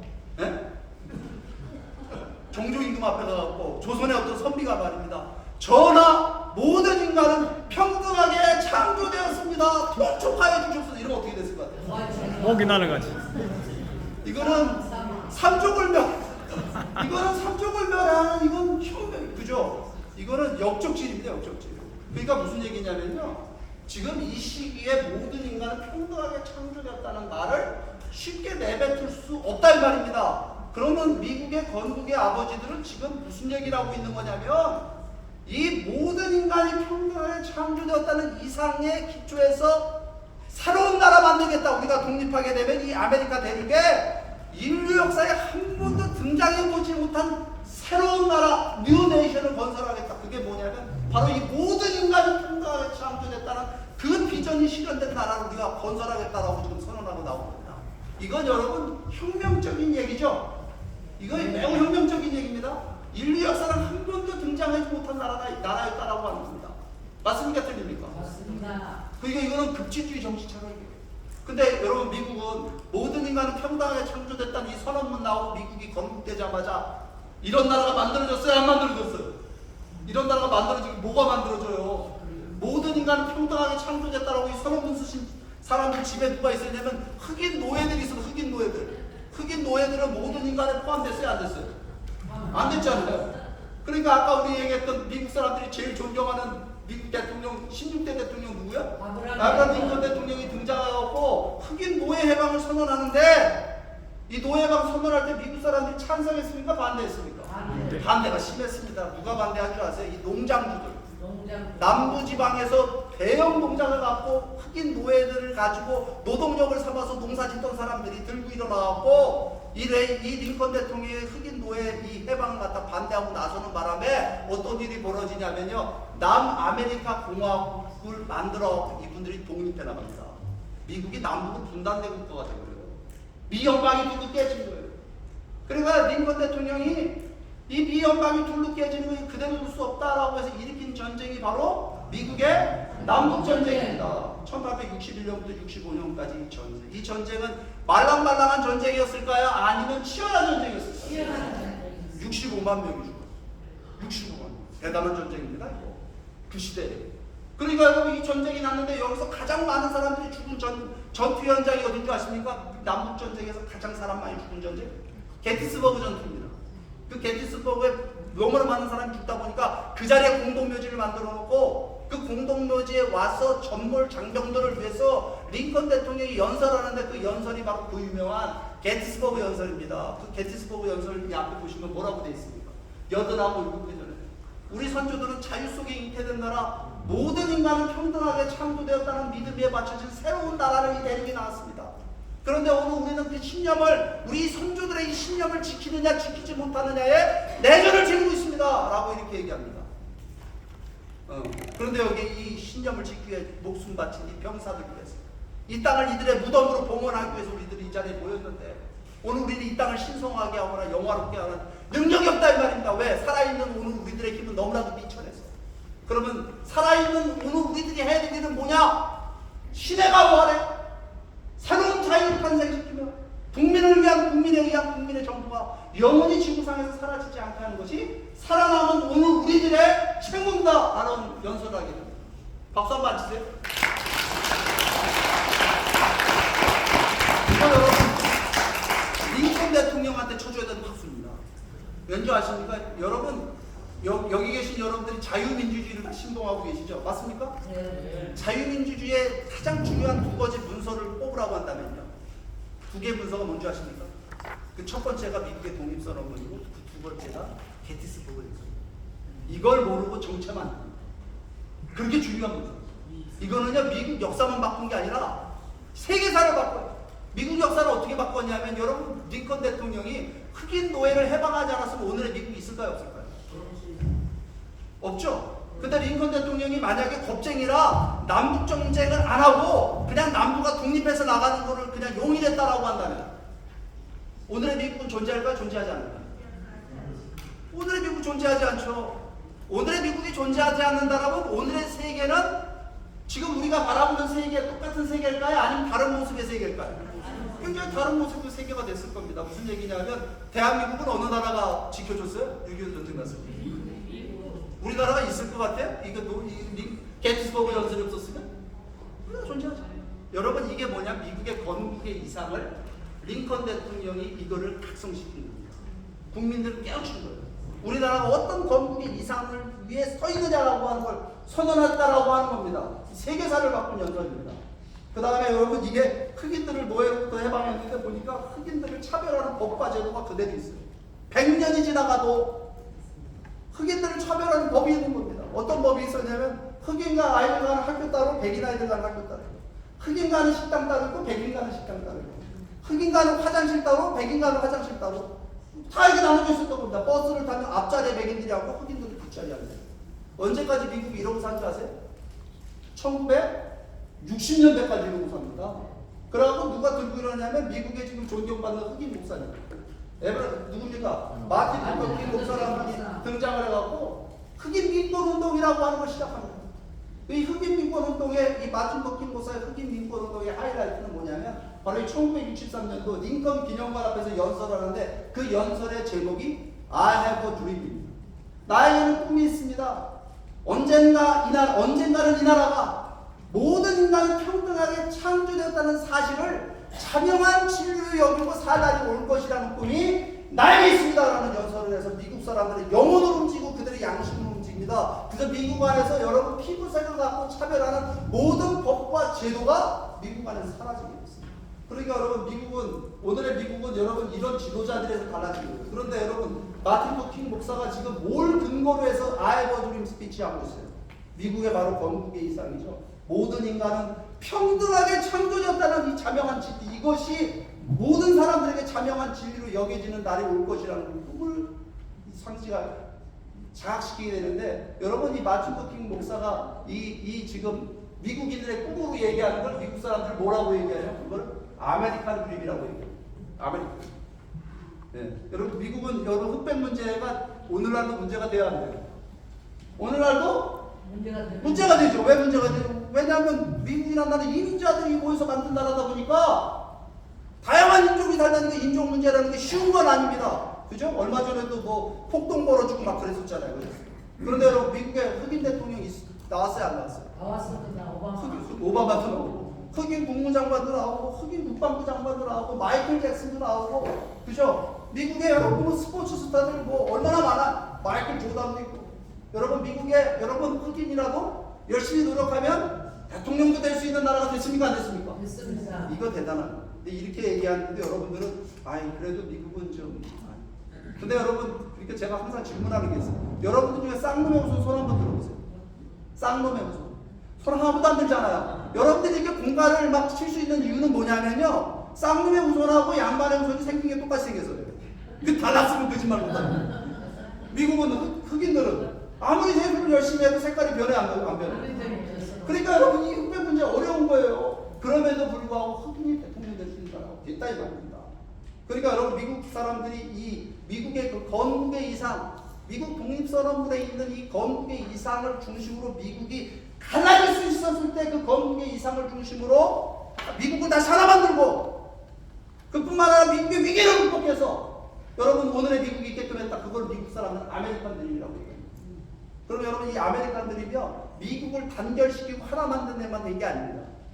뭘 만드냐면 미국 사람들이 모든 인간은 평등하게 창조되었다는 그 이상을 정치 이념에 적용시켜서 새로운 정치 철학을 만들어냅니다. 그게 뭔지 아십니까? 그게 바로 자유민주주의입니다. 그 다음에 미국 사람들이요, 이 모든 인간은 평등하게 창조되었다라고 하는 것을 경제 철학에 적용시켜갖고 새로운 경제 시스템을 만들어냅니다. 그게 뭘까요? 누구든지 열심히 일하면 자수성가의 꿈을 이룰 수 있다, 부자가 될 수 있다. 그게 뭐예요? 자유시장 경제입니다. 이건 미국에서 탄생된 겁니다. 역사를 우리가 잘못 알아갖고 뭐 영국에서 탄생된 건 줄 알아요? 거기서 뭡니까? 저게 나왔으니까 저 자본론이 나왔으니까. 그래요, 안 그래요? 아니죠? 이거는요 미국에서 나온 미국에서. 그러니까 여러분 이게 미국에서 나왔다? 도대체 그 무슨 소리지? 민주주의는 오래된 제도 아니야? 여러분 민주주의는 오래된 제도 아니야? 민주주의는 무지하게 오래된 제도입니다. 그리스 로마에도 민주주의가 있었어요. 시장경제도 그건 별로 오래된, 그거 굉장히 오래된 제도입니다. 인류가 출발되면서 시장경제 있잖아요. 북한도 장마당이라는 거 있잖아요. 그러니까 여러분 미국을 위대하게 만든 거는 시장경제나 민주주의가 아닙니다. 여러분 미국 사람들은 아메리칸 드림을 뭐라고 얘기했냐면 원 네이션 언더 갓 이렇게 얘기해놨습니다. 하나님 아래 하나의 나라다. 이거 무슨 뜻인 줄 아세요? 미국은 기독교 국가니까 저런 표현을 좋아하나 보다. 그런 뜻이 아닙니다. 원 네이션 언더 갓은 무슨 뜻이냐면요, 인간의 자유와 인권의 원천이 누구로부터 비롯되느냐라고 하는 걸 선언하고 있는 겁니다. 인간의 자유와 인권의 원천이 세속적 권력기관이나 정부로부터 오는 것이 아니라 초월자 하나님으로부터, 절대자로부터 오는 거다. 그렇기 때문에 정부나 국가가, 어떤 정치인이 우리의 존엄한 자유와 인권을 침해하거나 박탈할 수 없다. 정부 따위가 우리의 존엄한 자유와 인권을 침해할 수 없다라고 하는 철학이 탄생된 겁니다. 박수 한번 주세요. 이거 빼고 그냥 민주주의 제도가 우리가 잘 만들면 민주주의 할 수 있어. 여러분 그런 유혹에 빠지면 안 됩니다. 왠지 아세요? 이 원네이션 언더갓에 가을 되면 어떤 사회가 될 것 같아요? 북한은 누가 들어가 있어요? 원네이션 언더 누구예요? 김정은이 김 패밀리가 들어가 있잖아요. 네. 백두열통이라면 김씨가. 네네. 중국은 누가 들어가 있어요? 시진핑. 중국 공산당이 들어가 있잖아요. CCP라면 CCP. 네. 여러분, 인간의 자유와 인권이 정부로부터 온다, 국가로부터 온다. 그죠? 뭐냐면 이 하나님으로부터 온다라고 하는 걸 빼게 되면요, 인간이 만든 제도와 인간이 만든 권력으로부터 온다라고밖에 얘기할 수가 없는 겁니다. 그렇기 때문에 민주주의는요, 여러분 그거 하셔야 됩니다. 민주공화국 민주헌정공화국이 유지가 된다라고 하는 건 뭐냐면, 뭐 어떤 근거로 유지가 되는 거냐면은 인간의 자유와 인권이라고 하는 것이 존엄한 것이고 신성한 것이다라고 하는, 그것을 보장하기 위해서, 그것을 지켜나가기 위해서 우리가 민주주의를 하고, 그것 때문에 우리가 자유시장 경제를 만들어, 정치 경제 시스템을 만들어 나간다라고 하는 겁니다. 목표가 여기에 있다라고 하는 겁니다. 우리가 대한민국 사회가 이 분열로 가는 게 바로 이것 때문입니다. 근본적 차이. 그러면 이게 미국 사람들이 아메리칸 드림을 꽃피운 겁니다. 이거 가지고 미국이라는 나라가 잘 사는 나라가 됐어요. 세계 각국에서 이민자들이 몰려오고 미국이 그야말로 아메리칸 드림을 갖고 와갖고 미국이라는 나라가 정말 부유하고 잘 사는 나라 초강대국이 되다 보니까 세계 수많은 나라들이 우리도 미국처럼 잘 살아보세요. 우리도 미국처럼 좀 잘 살아가야 되겠어. 그래서 미국을 따라하기 시작합니다. 그게 뭔지 아십니까? 그게 바로 자유민주주의, 자유시장 경제의 세계적인 확산. 언제부터 이런 일이 벌어졌어요? 여러분, 그건 2차 세계대전 이후입니다. 1945년에 미국이 2차 세계대전 승리를 이끕니다. 그렇죠? 그래갖고 여러분, 미국이라는 나라가 초강대국이 되게 되니까 미국의 성공의 선례를 따라서 세계 수많은 나라들이 우리도 미국처럼 잘 살아보자 이래갖고 자유민주주의 시장경제를 받아들이기 시작합니다. 그 중에 대표적인 나라가 어느 나라인 줄 아십니까? 1948년도에 탄생된 나라 어느 나라예요? 대한민국 아니에요? 대한민국이잖아요. 여러분, 자유민주주의 시장경제 원래 있었던 미국이잖아요. 여러분, 유럽에 있었어요? 유럽에 있는 나라들 열강 아니었어요? 우리가 제국주의 하던 나라 아닙니까? 식민지배 하던 나라들 아니었어요? 네. 맞잖아요. 네. 그 무슨 식민지배 하는 나라들이 무슨, 여러분, 자유민주주의 시장경제 미국에서 만든 거니까 이거는.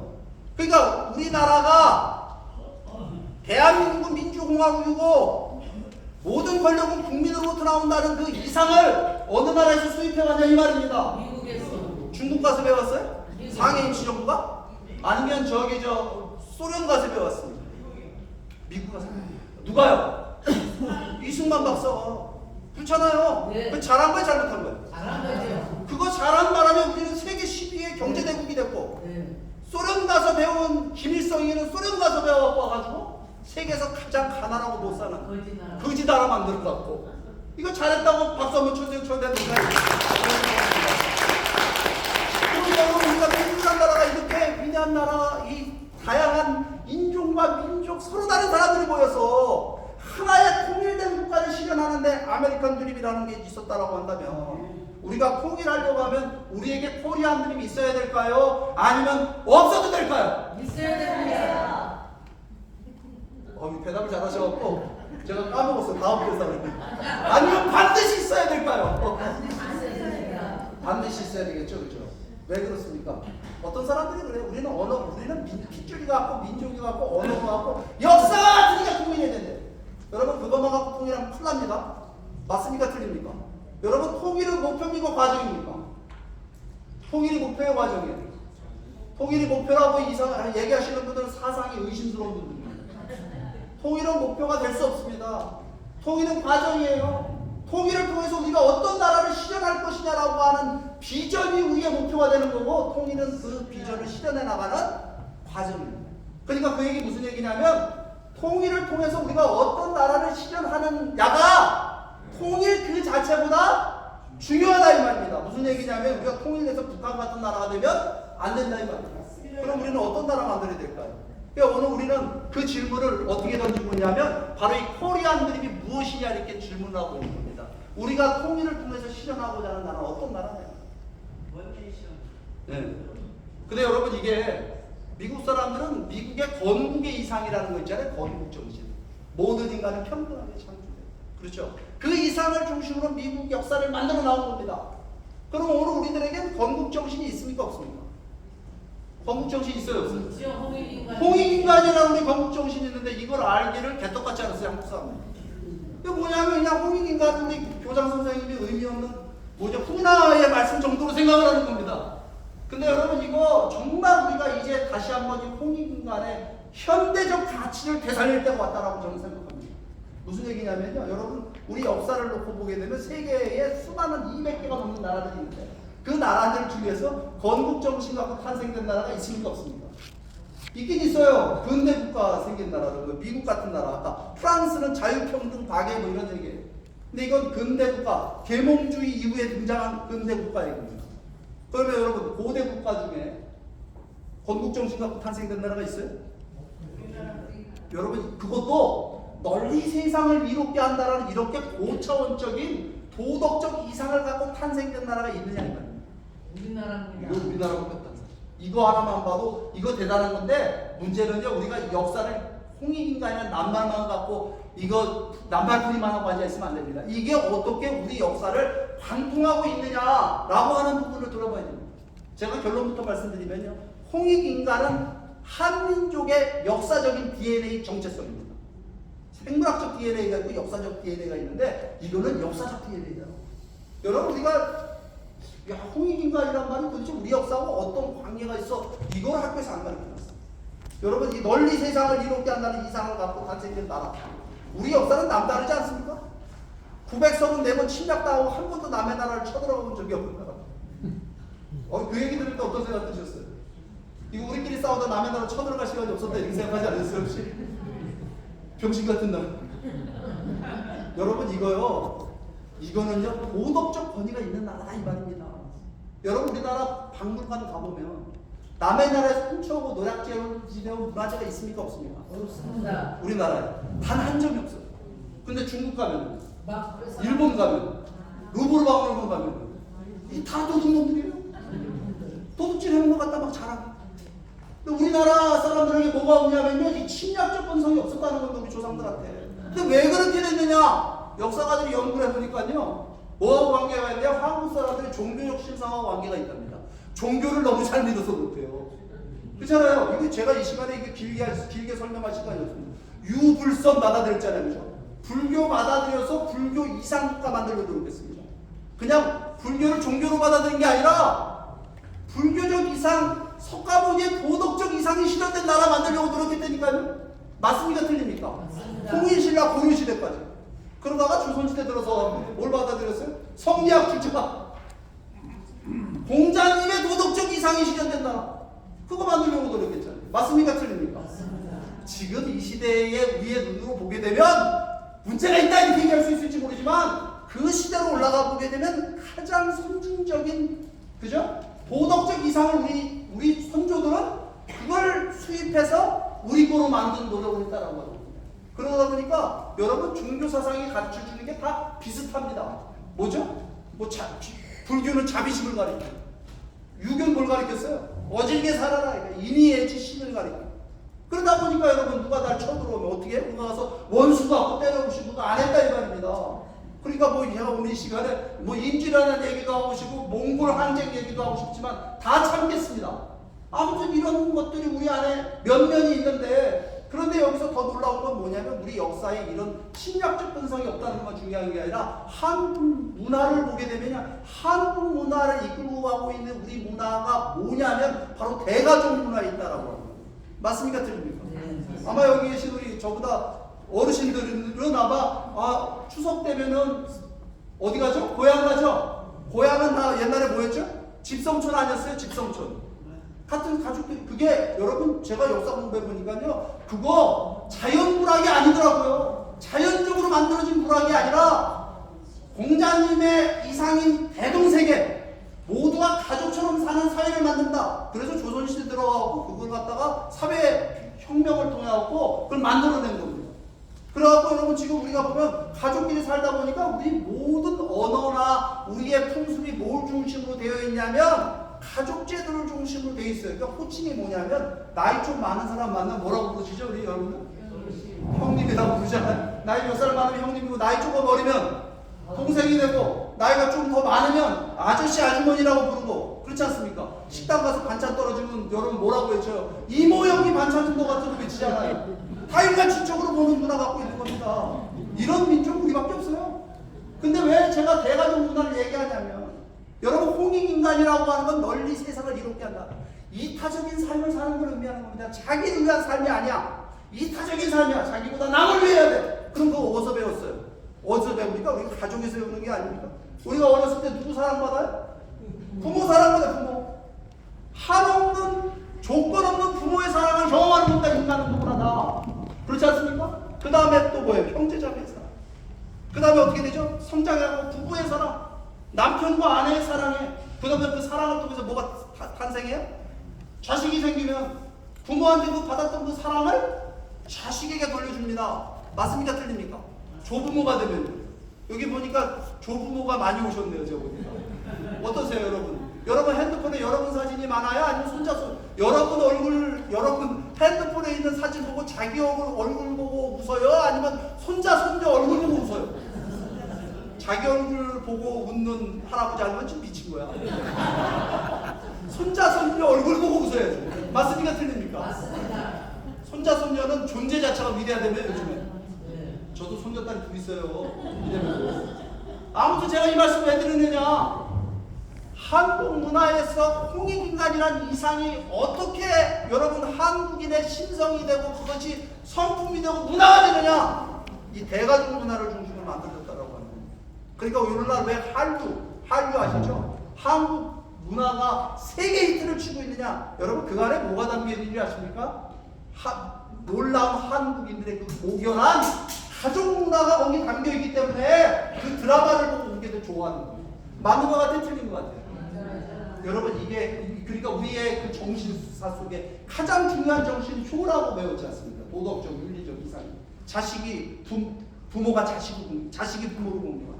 근데 그것만 아니더라고요. 보니까 그것만 아니에요. 부모가 자식을 위해서 희생하고 헌신하는, 여러분 이게 전 세계에서 최고입니다. 우리나라가. 맞습니까? 틀립니까? 그러니까 우리나라가 어떻게 경제 발전할 수 있었어요? 세계 10위 경제대국이 어떻게 됐어요? 박정희 대통령이 정치 잘해서? 물론 그것도 있어요. 근데 저는 거기보다 점수를 더 많이 주고 싶은 건 누구냐면 한국 부모들의 자식 대한 뜨거운 교육열, 희생적인 사랑이 오늘의 대한민국을 만들었다고 생각합니다. 맞습니까? 틀립니까?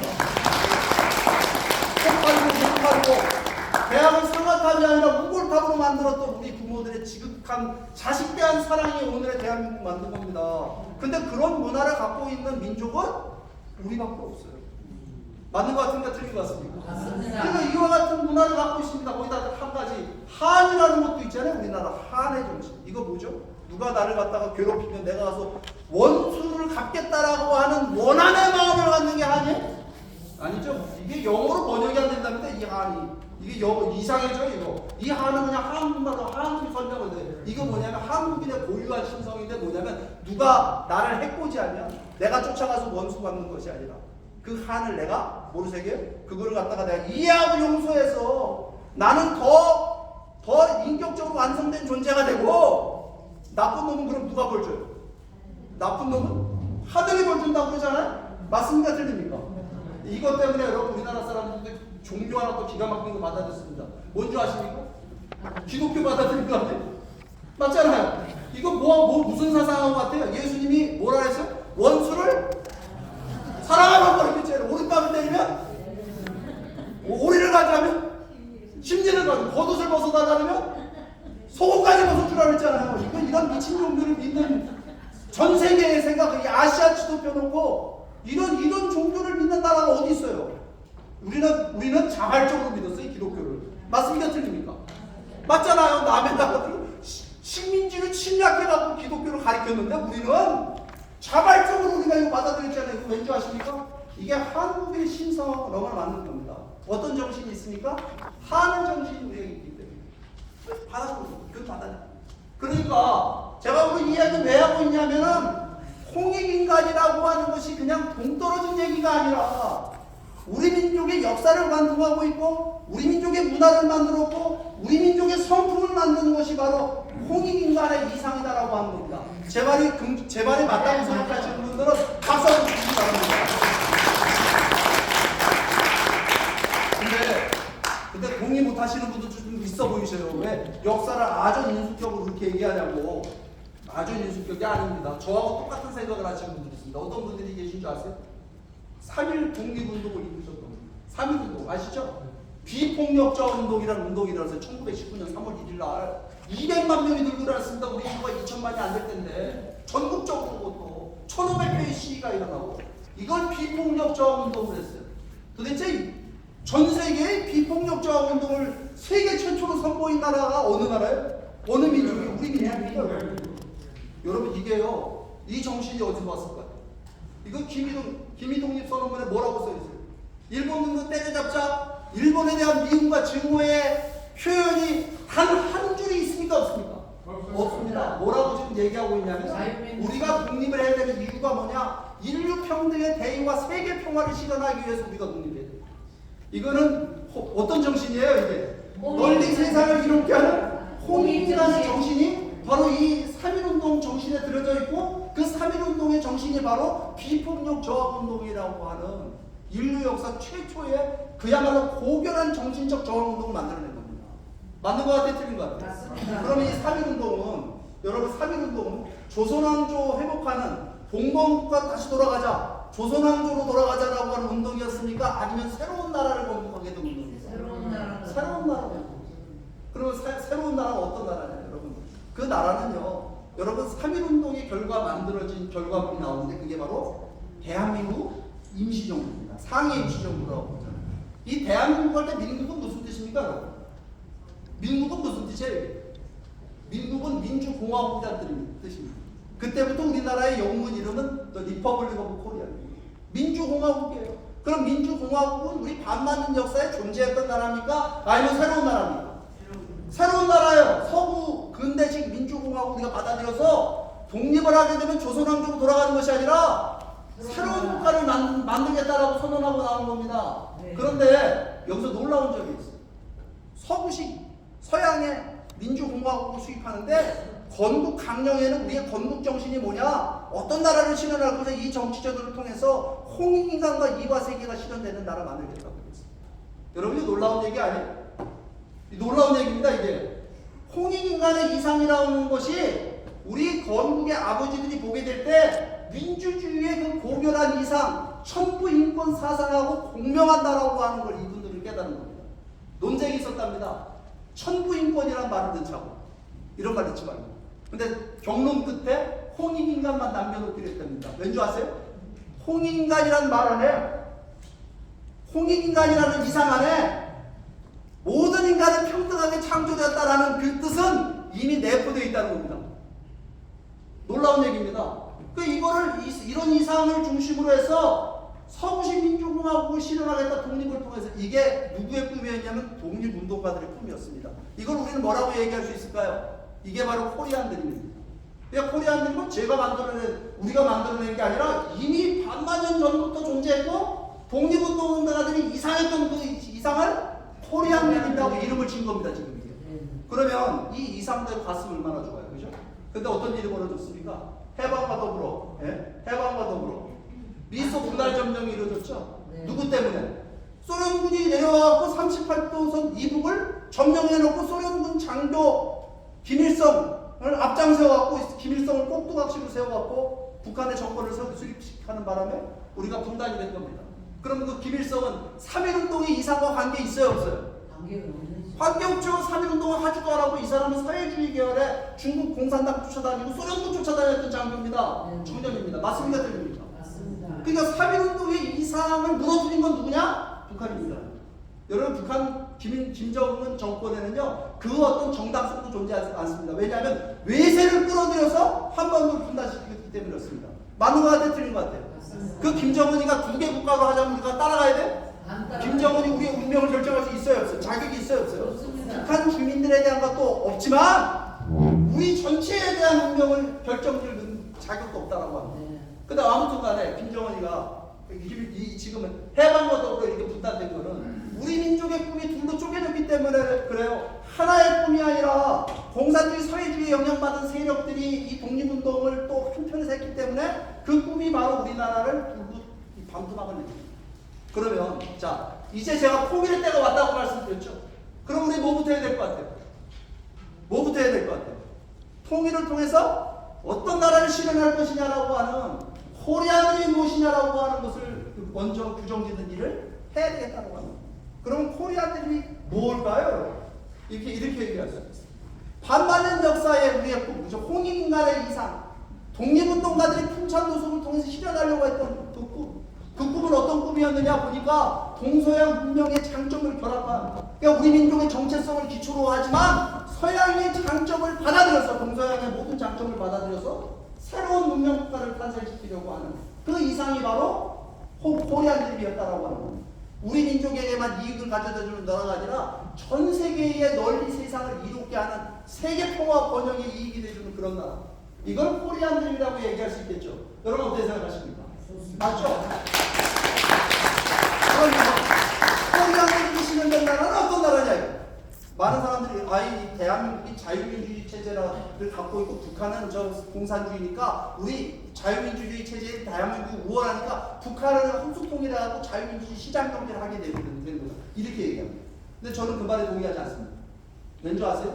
대한민국 정치 마음에 드세요? 대한민국 정치가 너무 예뻐 죽겠다. 있어요 없어요 이 자리에? 여러분 대한민국 정치는 국민을 완전히 분열시킵니다. 희망이 있어요 없어요 지금 보면? 희망이 없습니다. 여러분 남북으로 분단된 것도 기가 막힌데 완전히 동사를 분열시켜놓고 정치가들 하는 짓은 보니까 국민들 분열시켜놓고 자기들 표 찾아서 한 자리씩 차지하는 게 정치가들 하는 짓 같아요. 제 말이 맞는 것 같아요 틀린 것 같아요? 맞아요. 통일하고 그런 나라 만들자는 거예요 지금? 여러분 또 그럼 대한민국 경제는 마음에 드세요?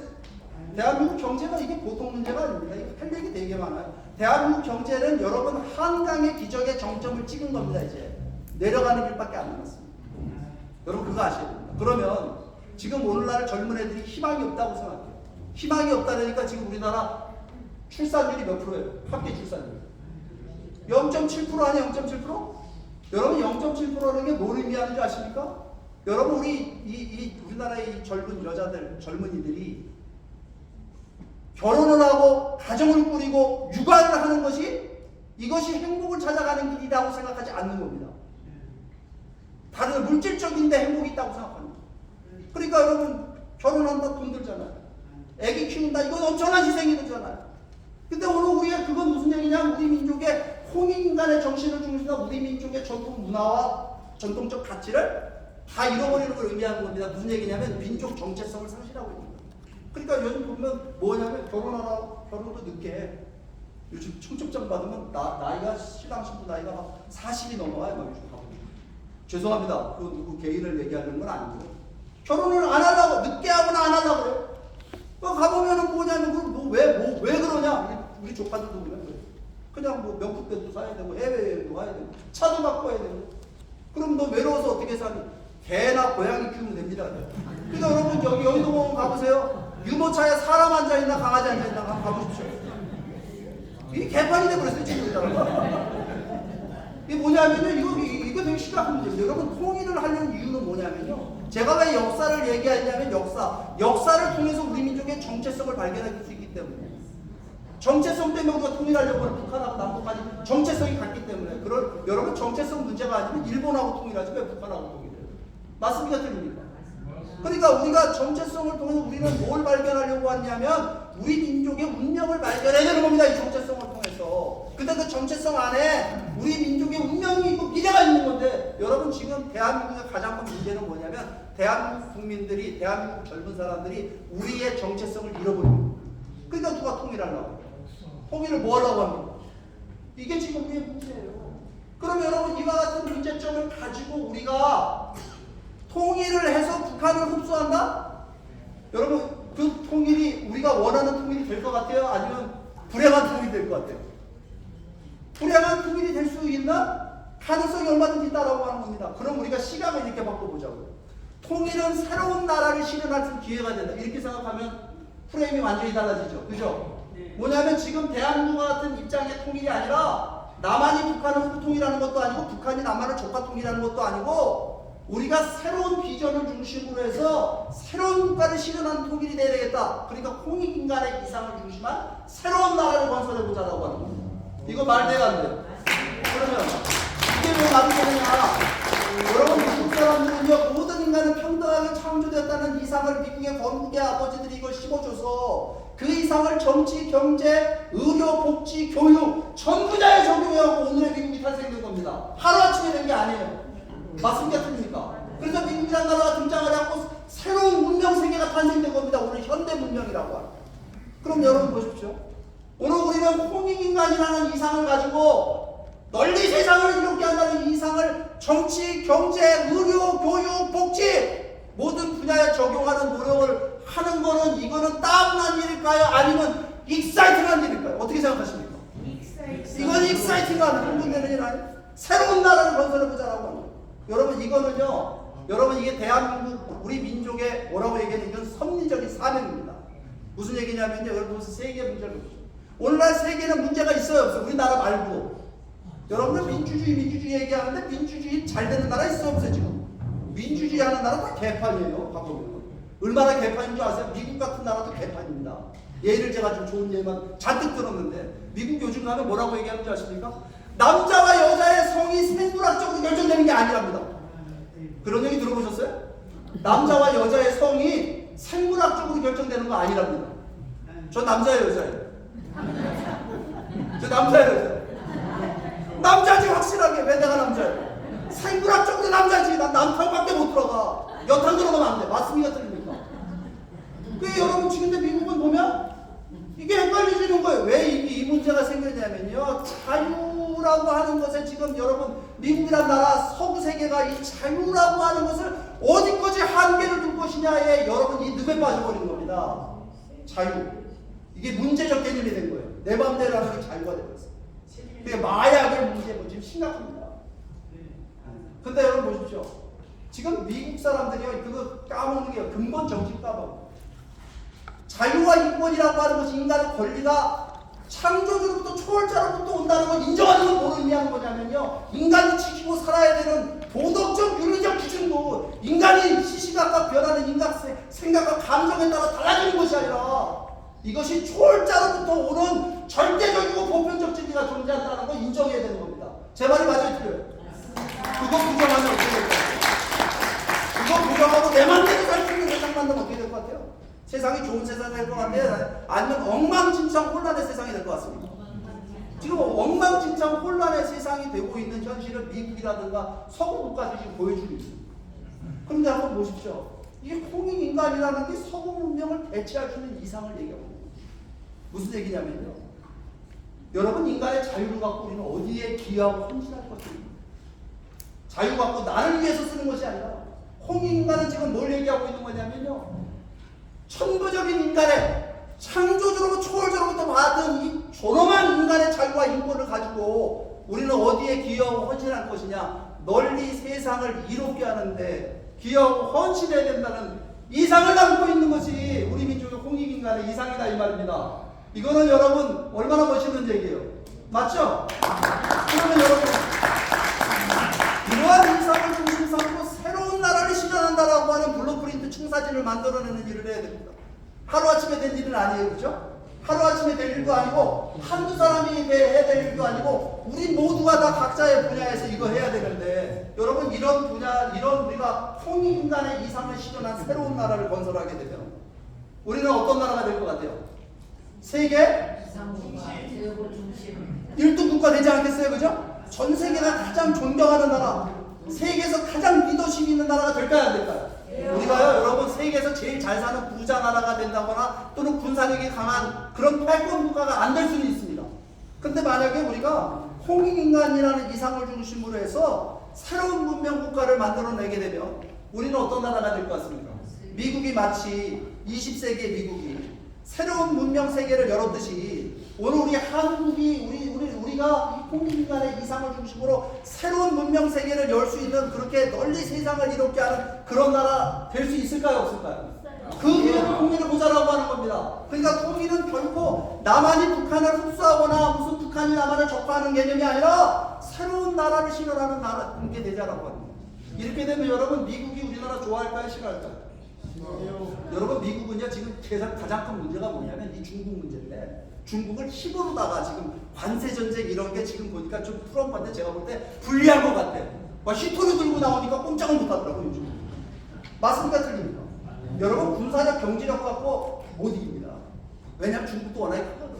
그러면 뭘 갖고 이겨야 되느냐면요, 하드 파워 갖고 이길 생각하지 말고 소프트 파워 갖고 이겨야 됩니다. 그 얘기는 무슨냐면 가치 전쟁에서 승리해야 되는데 미국의 가치가 중국보다 우월하잖아요, 그죠? 그런데 그걸 이기는 길은 뭐냐면 한반도 전체가 북한을 포함해서 자유와 인권이 보장되는 새로운 나라가 탄생되게 되면 그건 중국을 변화시킬까요? 변화시키지 않을까요? 새로운 문명에 여러분 기적 만들어내는 거잖아요. 그런 운동을 우리가 하자는 겁니다. 어떻게 생각하세요? 이게 목표 기능입니다. 이렇게 얘기하니까 어떤 분들이 아유 통일하는데 돈 많이 들고 우리 통일했다가 경제적으로 쪽박차가 이런 사람들 있더라고요. 근데 저는 그 맹고이 같은 사람들이라고 생각합니다. 그건 제대로 계산도 안 해본 거예요. 여러분 남북한이 통일되면 우리한테 불리한 상황이 전개가 될까요? 여러분 남한하고 북한하고는요 동서도 통일하고 달라요. 남북 통일은 남북한의 통일은 서로가 필요해서 하는 통일입니다. 남한 경제가 필요한 거 북한이 갖고 있고 북한 경제가 필요한 거 남한이 갖고 있습니다. 맞습니까? 틀립니까? 우리가 필요한 게 뭐예요? 자원하고 지금 우리가 자원이 없잖아요. 그 다음 노동력 지금 감소되고 있죠? 노동력. 북한 경제는 뭐가 필요해? 기술하고 자본이 필요해. 그러니까 남북한의 결혼은 남북한의 통일은 완벽한 결합이다. 완벽한 결혼이다. 이렇게 얘기할 수 있다라고 하는 겁니다. 시너지스틱한 결합이 될 수 있다라고 하는 거예요. 그 다음에 북분입니까 여러분? 통일되게 되면 뭐가 좋아져요? 여러분 이걸 북한을 개발하는 거. 여러분 이거 우리한테 기회예요? 아니면 기회입니까? 아닙니까? 기회입니다. 남한은 여러분 우리나라가요 건설 기술 세계 1위 맞습니까? 틀립니까? 요즘에 대한민국 다녀보면 길이 얼마나 잘 나있어요. 터널은 또 얼마나 잘 뚫어놨어요. 항구도 잘 만들고 공항도 세계 최고고 말이에요 우리나라가. 그러면 이렇게 잘 만들어놨는데 지금 우리나라는 인프라 과잉입니다. SOC 과잉이에요. 너무 잘 만들어놨어요. 자전거 도로까지 다 해놨어요 지금 다녀보면. 그러면 여러분 지금 우리가 북한 저 휴전선 열려서 북한 개발 들어가면 여러분 이거 개발하는데 몇 년 걸릴 것 같아요? 여러분 외국 사람들이 한국 와서 제일 먼저 배우는 말이 뭔지 아세요? 빨리빨리 하네. 우리나라 전화번호도 08이 빨리빨리 해요. 맞습니까? 틀립니까? 그러면 여러분 북한 개발하는데 저거 몇 년이면 우리가 바꿀 것 같습니까? 여러분 아마 이 자리에 계신 분들이 과거 아주 찌질이도 가난하고 못 살아도 50년대 60년대를 겪으신 분들이 계실 거예요. 지금 우리가 몇 년 만에 이거 대한민국도 만들었어요. 여러분 이거요 북한 개발하는 거 이거 한국 사람들 관련되면요 이게 금방 개발. 맞습니까? 틀립니까? 근데 그 무대가 이제 북한 땅으로 끝나요? 저 몽골 대륙까지 가지 않겠어요? 우리가 저 시베리아로 가지 않겠습니까? 거기에 우리의 시장이 되고 우리의 자원의 보고가 되지 않겠어요? 여러분 그렇기 때문에 통일은 우리 저 박근혜 대통령이 얘기했지만 통일 대박이다. 또 맞는 말 같아요? 틀린 말 같아요? 이거는 초대박입니다. 이거는 진짜. 근데 이걸 갖다가 통일을 하지 말죠? 여러분 돈 없으니까 하지 말죠. 여러분 돈이요 걱정하실 게 없습니다. 통일 한반도는요 세계 최고의 매력적인 투자처입니다. 전 세계 자본들이요 투자처를 갖고 있는 자본들이 마누가 듣습니다. 근데 지금 이렇게 얘기하니까 여러분들이 아유 그래 나 통일되면 좋지. 통일을 누가 반대해? 그러면 통일을 이룰 수 있는 방법을 얘기해야지. 맨날 비전만 얘기해. 지금쯤에 답답함이 느껴질 겁니다. 그래서 제가 방법에 대해서 말씀드릴 거예요. 그래야 결론 내지 않겠습니까? 어떻게 통일을 할 수 있는지. 여러분 통일은 정치적 협상을 통해 실현됩니까? 안 됩니까? 남북회담 통해 통일할 수 있어요? 없어요? 여러분 통일은요 정치적 협상을 통해 실현되지 않습니다. 동서독 통일 사례를 보자고요. 동서독 통일 사례가 어떻게 이루어졌어요? 동서독 주민들이 베를린 장벽을 무너뜨리고 동서독 주민들에 의해서 통일이 된 겁니다. 정치적 협상을 했죠. 언제? 베를린 장벽 무너진 다음에 한 겁니다. 맞습니까? 틀립니까? 맞습니다. 이 얘기 무슨 얘기냐면 모든 역사적인 변화 세계를 혁신으로 이끌었던 혁신적인 변화들은 위로부터 아래로의 변화가 아니라 뭐든지 다 밑으로부터 위로의 변화입니다. 맞습니까? 틀립니까? 바텀업 체인지가 돼요. 그러니까 통일은 여러분 정치권에서 절대 실현해주지 않습니다. 누가 해야 돼요? 우리 시민들이 나서요. 우리 국민들이 나서요. 맞습니까? 틀립니까? 그러려면 여러분 이 국민들 시민들이라는 얘기는 대한민국 국민들만 이 남한 국민들만 얘기하는 거야? 아니면 북한 국민들도 같이 얘기하는 거야? 북한 주민들도 같이 움직여요. 그러려면 뭐가 필요한지 아십니까? 여러분 남북한에 있는 모든 우리 민족 전체를 움직이려면 뭐가 필요하냐면요 사람을 움직이는 건 비전이 움직이는 겁니다. 맞습니까? 틀립니까? 그러니까 코리안 드림이라는 비전을 심어나가는 운동을 해야 돼요. 북한은 여러분 감옥이라고 얘기하더라고요. 감옥. 감옥문은 여러분 안에서 열 수 있어요 없어요? 감옥문은 밖에서 여는 거죠. 감옥문은 안에서 못 냅니다. 그러면 밖에서 키를 가진 사람들은 누굽니까? 여러분들이 키를 갖고 있어요. 근데 그 키가 뭔지 아십니까? 비전이라는 키입니다. 그게 코리안들은 북한에 남북한 주민들이 하나 돼서 통일의 비전을 공유하는 그날 여러분 통일의 실현이 되는 겁니다. 통일의 실현이 되는 거예요. 그래서 여러분 제가 이와 같은 운동을 우리가 지금 하는 데 있어서 가장 중요한 건 광범위한 시민사회 남북한 주민들 모두가 다 공감할 수 있는 비전이 있을 때만 통일은 가능하다. 그러니까 코리안드림인데 이 코리안드림은 우리 문현진 회장이 쓴 책입니다. 저는 이 책 한 권 읽고 지금 강의를 하고 있습니다. 그래서 이 코리안드림을 발표했는데 이게 지금 통일 문제에 있어서는 여러분 이게 국제적으로 가장 영향력 있는 책으로 평가받고 있습니다. 그리고 문현진 회장 중심으로 해서 지금 저희가 이 통일 운동을 지금 아까 비디오 보셨죠? 통일천사, 통일을 실천하는 사람 대한민국 최대 통일운동 단체입니다. 지금 가장 많은 활동을 하는 그런 풀뿌리 운동이 지금 가능한데 이거는 전라도 사람들이 들어도 좋아하고 경상도 사람들이 좋아하고 민주당 사람들이 들어도 좋아하고 국민의힘 사람들이 다 좋아하는 여러분 다 동의하는 정파적인 정파를 초월한 그런 운동이 지금 여러분 광범위하게 한국뿐만 아니라 국제사회까지 일어나고 있다는 보고를 여러분들한테 드립니다. 그리고 여러분 문현진 회장을 중심으로 해서 지금 국제사회를 움직이는 일을 또 저희가 해나가고 있습니다. 이렇게 되니까 문현진 회장 나오니까 사람들이 그래요. 저 통일교환이야 여러분 생각하시는 여러분 통일교는 하나도 안 없어요. 문현진 회장이 문선명 총재의 아들인 건 맞죠. 그런데 통일과는 아무 관계가 없어요. 무슨 얘기냐면요. 여러분 이 문현진 회장은 선친일이라는 남북 통일의 꿈을 실현하고 있어요. 원래도 문선명 총재는 교회 시대를 종언했습니다. 본인이 통일교회를 만들었지만 통일교회 없애겠다고 그랬어요. 그 94년도에 40년 만에 나 통일 간판을 띄겠다. 그럼 어떤 운동을 하느냐? 초종교적 평화운동을 한다. 이제 교회를 넘어간다. 그걸 선언해놨는데 그래서 가정연합이라는 걸 만듭니다. 요즘에 문제돼 있죠. 한학자 뭐 난리잖아요 그때는. 교회로 가면 안 되는 거예요.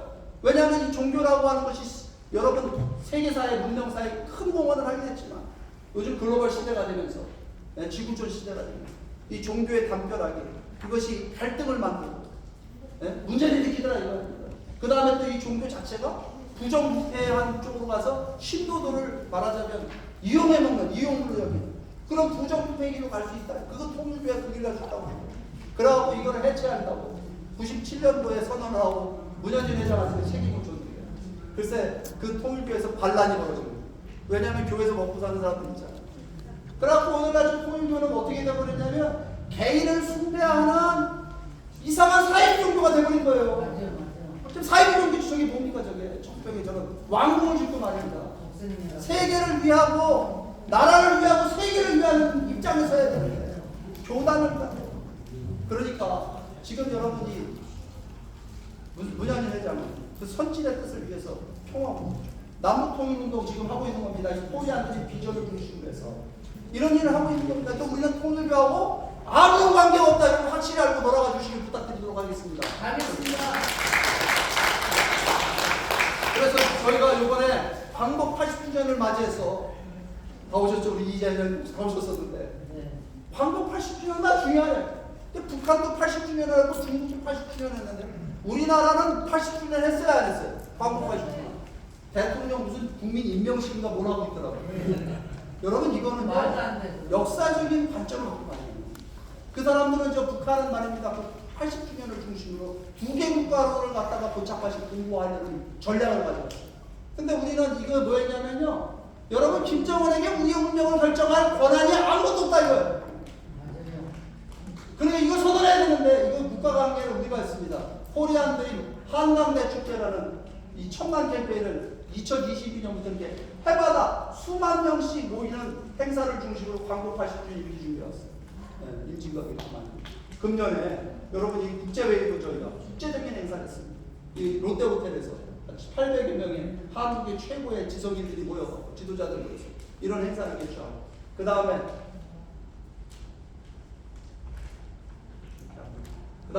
이 사람 모인 거 보십시오. 이 뚝섬공원에 이렇게 많은 사람들이 모여갖고 이 코리아들 한강대 축제를 저희가 개최를 했습니다.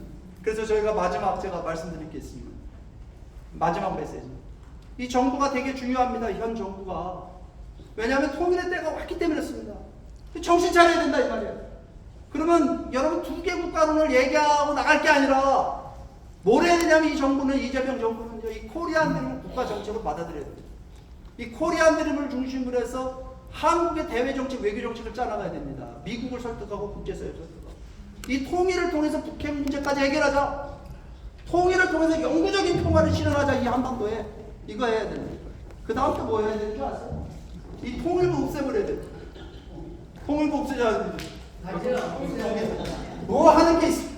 죄송합니다. 통일부 열심히 하시는데 통일부를 원래 여러분 이 통일부는 이렇게 정치권의 밑에 영향받는 행정부가 되면 되는 겁니다. 통일을 준비하는 건 초당적 민주화해야 됩니다. 초당적 민간위원회를 만들어야 돼요. 그래갖고 뭘 해야 되냐면요. 우리 지금 대한민국의 초중고등학교 젊은이들에게 뭘 교육해야 되냐. 코리안 드림을 교육하는 일을 이 정부가 해야 된다. 저는 이거 생각하는 여러분 어떻게 생각하세요? 이거 받아들이면 이재명 대통령은 통일을 이루는 역사적인 대통령이 될 수 있다고 생각하는데 맞아요. 여기 이 자리에 계신 여러분들 이거 우리가 알려주는 일을 하죠. 우리 이 목표를 가지고 이 운동을 다 함께 해나가자. 그러니까 무슨 얘기냐면 한 사람의 꿈은 꿈에 불과하지만 모두가 함께 그 꿈을 꾸게 되면 뭐가 된다고요? 그 꿈은 현실이 된다라는 말을 누가 남겨놨느냐 하면 몽골 제국을 만든 징기스칸이 남겨놨습니다. 이거는 우리에게 해당이 됩니다. 여러분 나라가 어려울 때 우리나라는 전통이 있어요. 지도자들이 그 나라를 지키지 못할 때 누가 나서서 그 나라를 지켰죠? 백성들이 나오고 민초들이 됩니다. 우리 역사가 반만년 역사가요. 항상 역사에 어려움이 있을 때마다 지도자들은 실패한 지도자들을 만납니다. 그런데 그때마다 위대한 민중들이 일어나서 민초들이 일어나서 그 새로운 역사를 써나가는 거 우리가 보게 됩니다. 그러니까 지금 바로 그때가 오늘의 때다 이 말입니다. 그래서 여러분들이 지금 이 자리에 오셨는데요. 모두가 다 우리 통일을 실천하는 사람들의 회원이 되주시길 부탁드리겠습니다. 그렇게 해주시겠습니까? 그리고 이제 내 삶의 우선순위에서 무엇을 가장 앞장서야 되느냐. 여러분 우리가 독립운동가들 보고 맨날 존경한다 뭐 그러고 있잖아요. 그죠? 이 시대의 독립운동은 통일운동입니다. 맞습니까? 틀립니까? 그러려면 여러분 이 운동에 여러분들도 기여하지 않아요?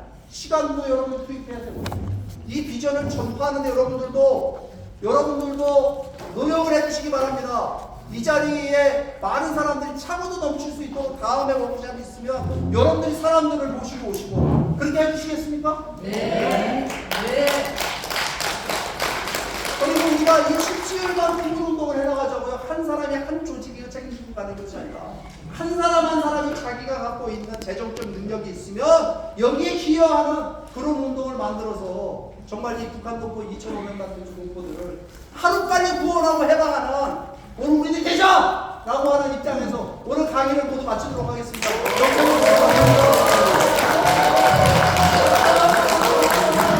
영상을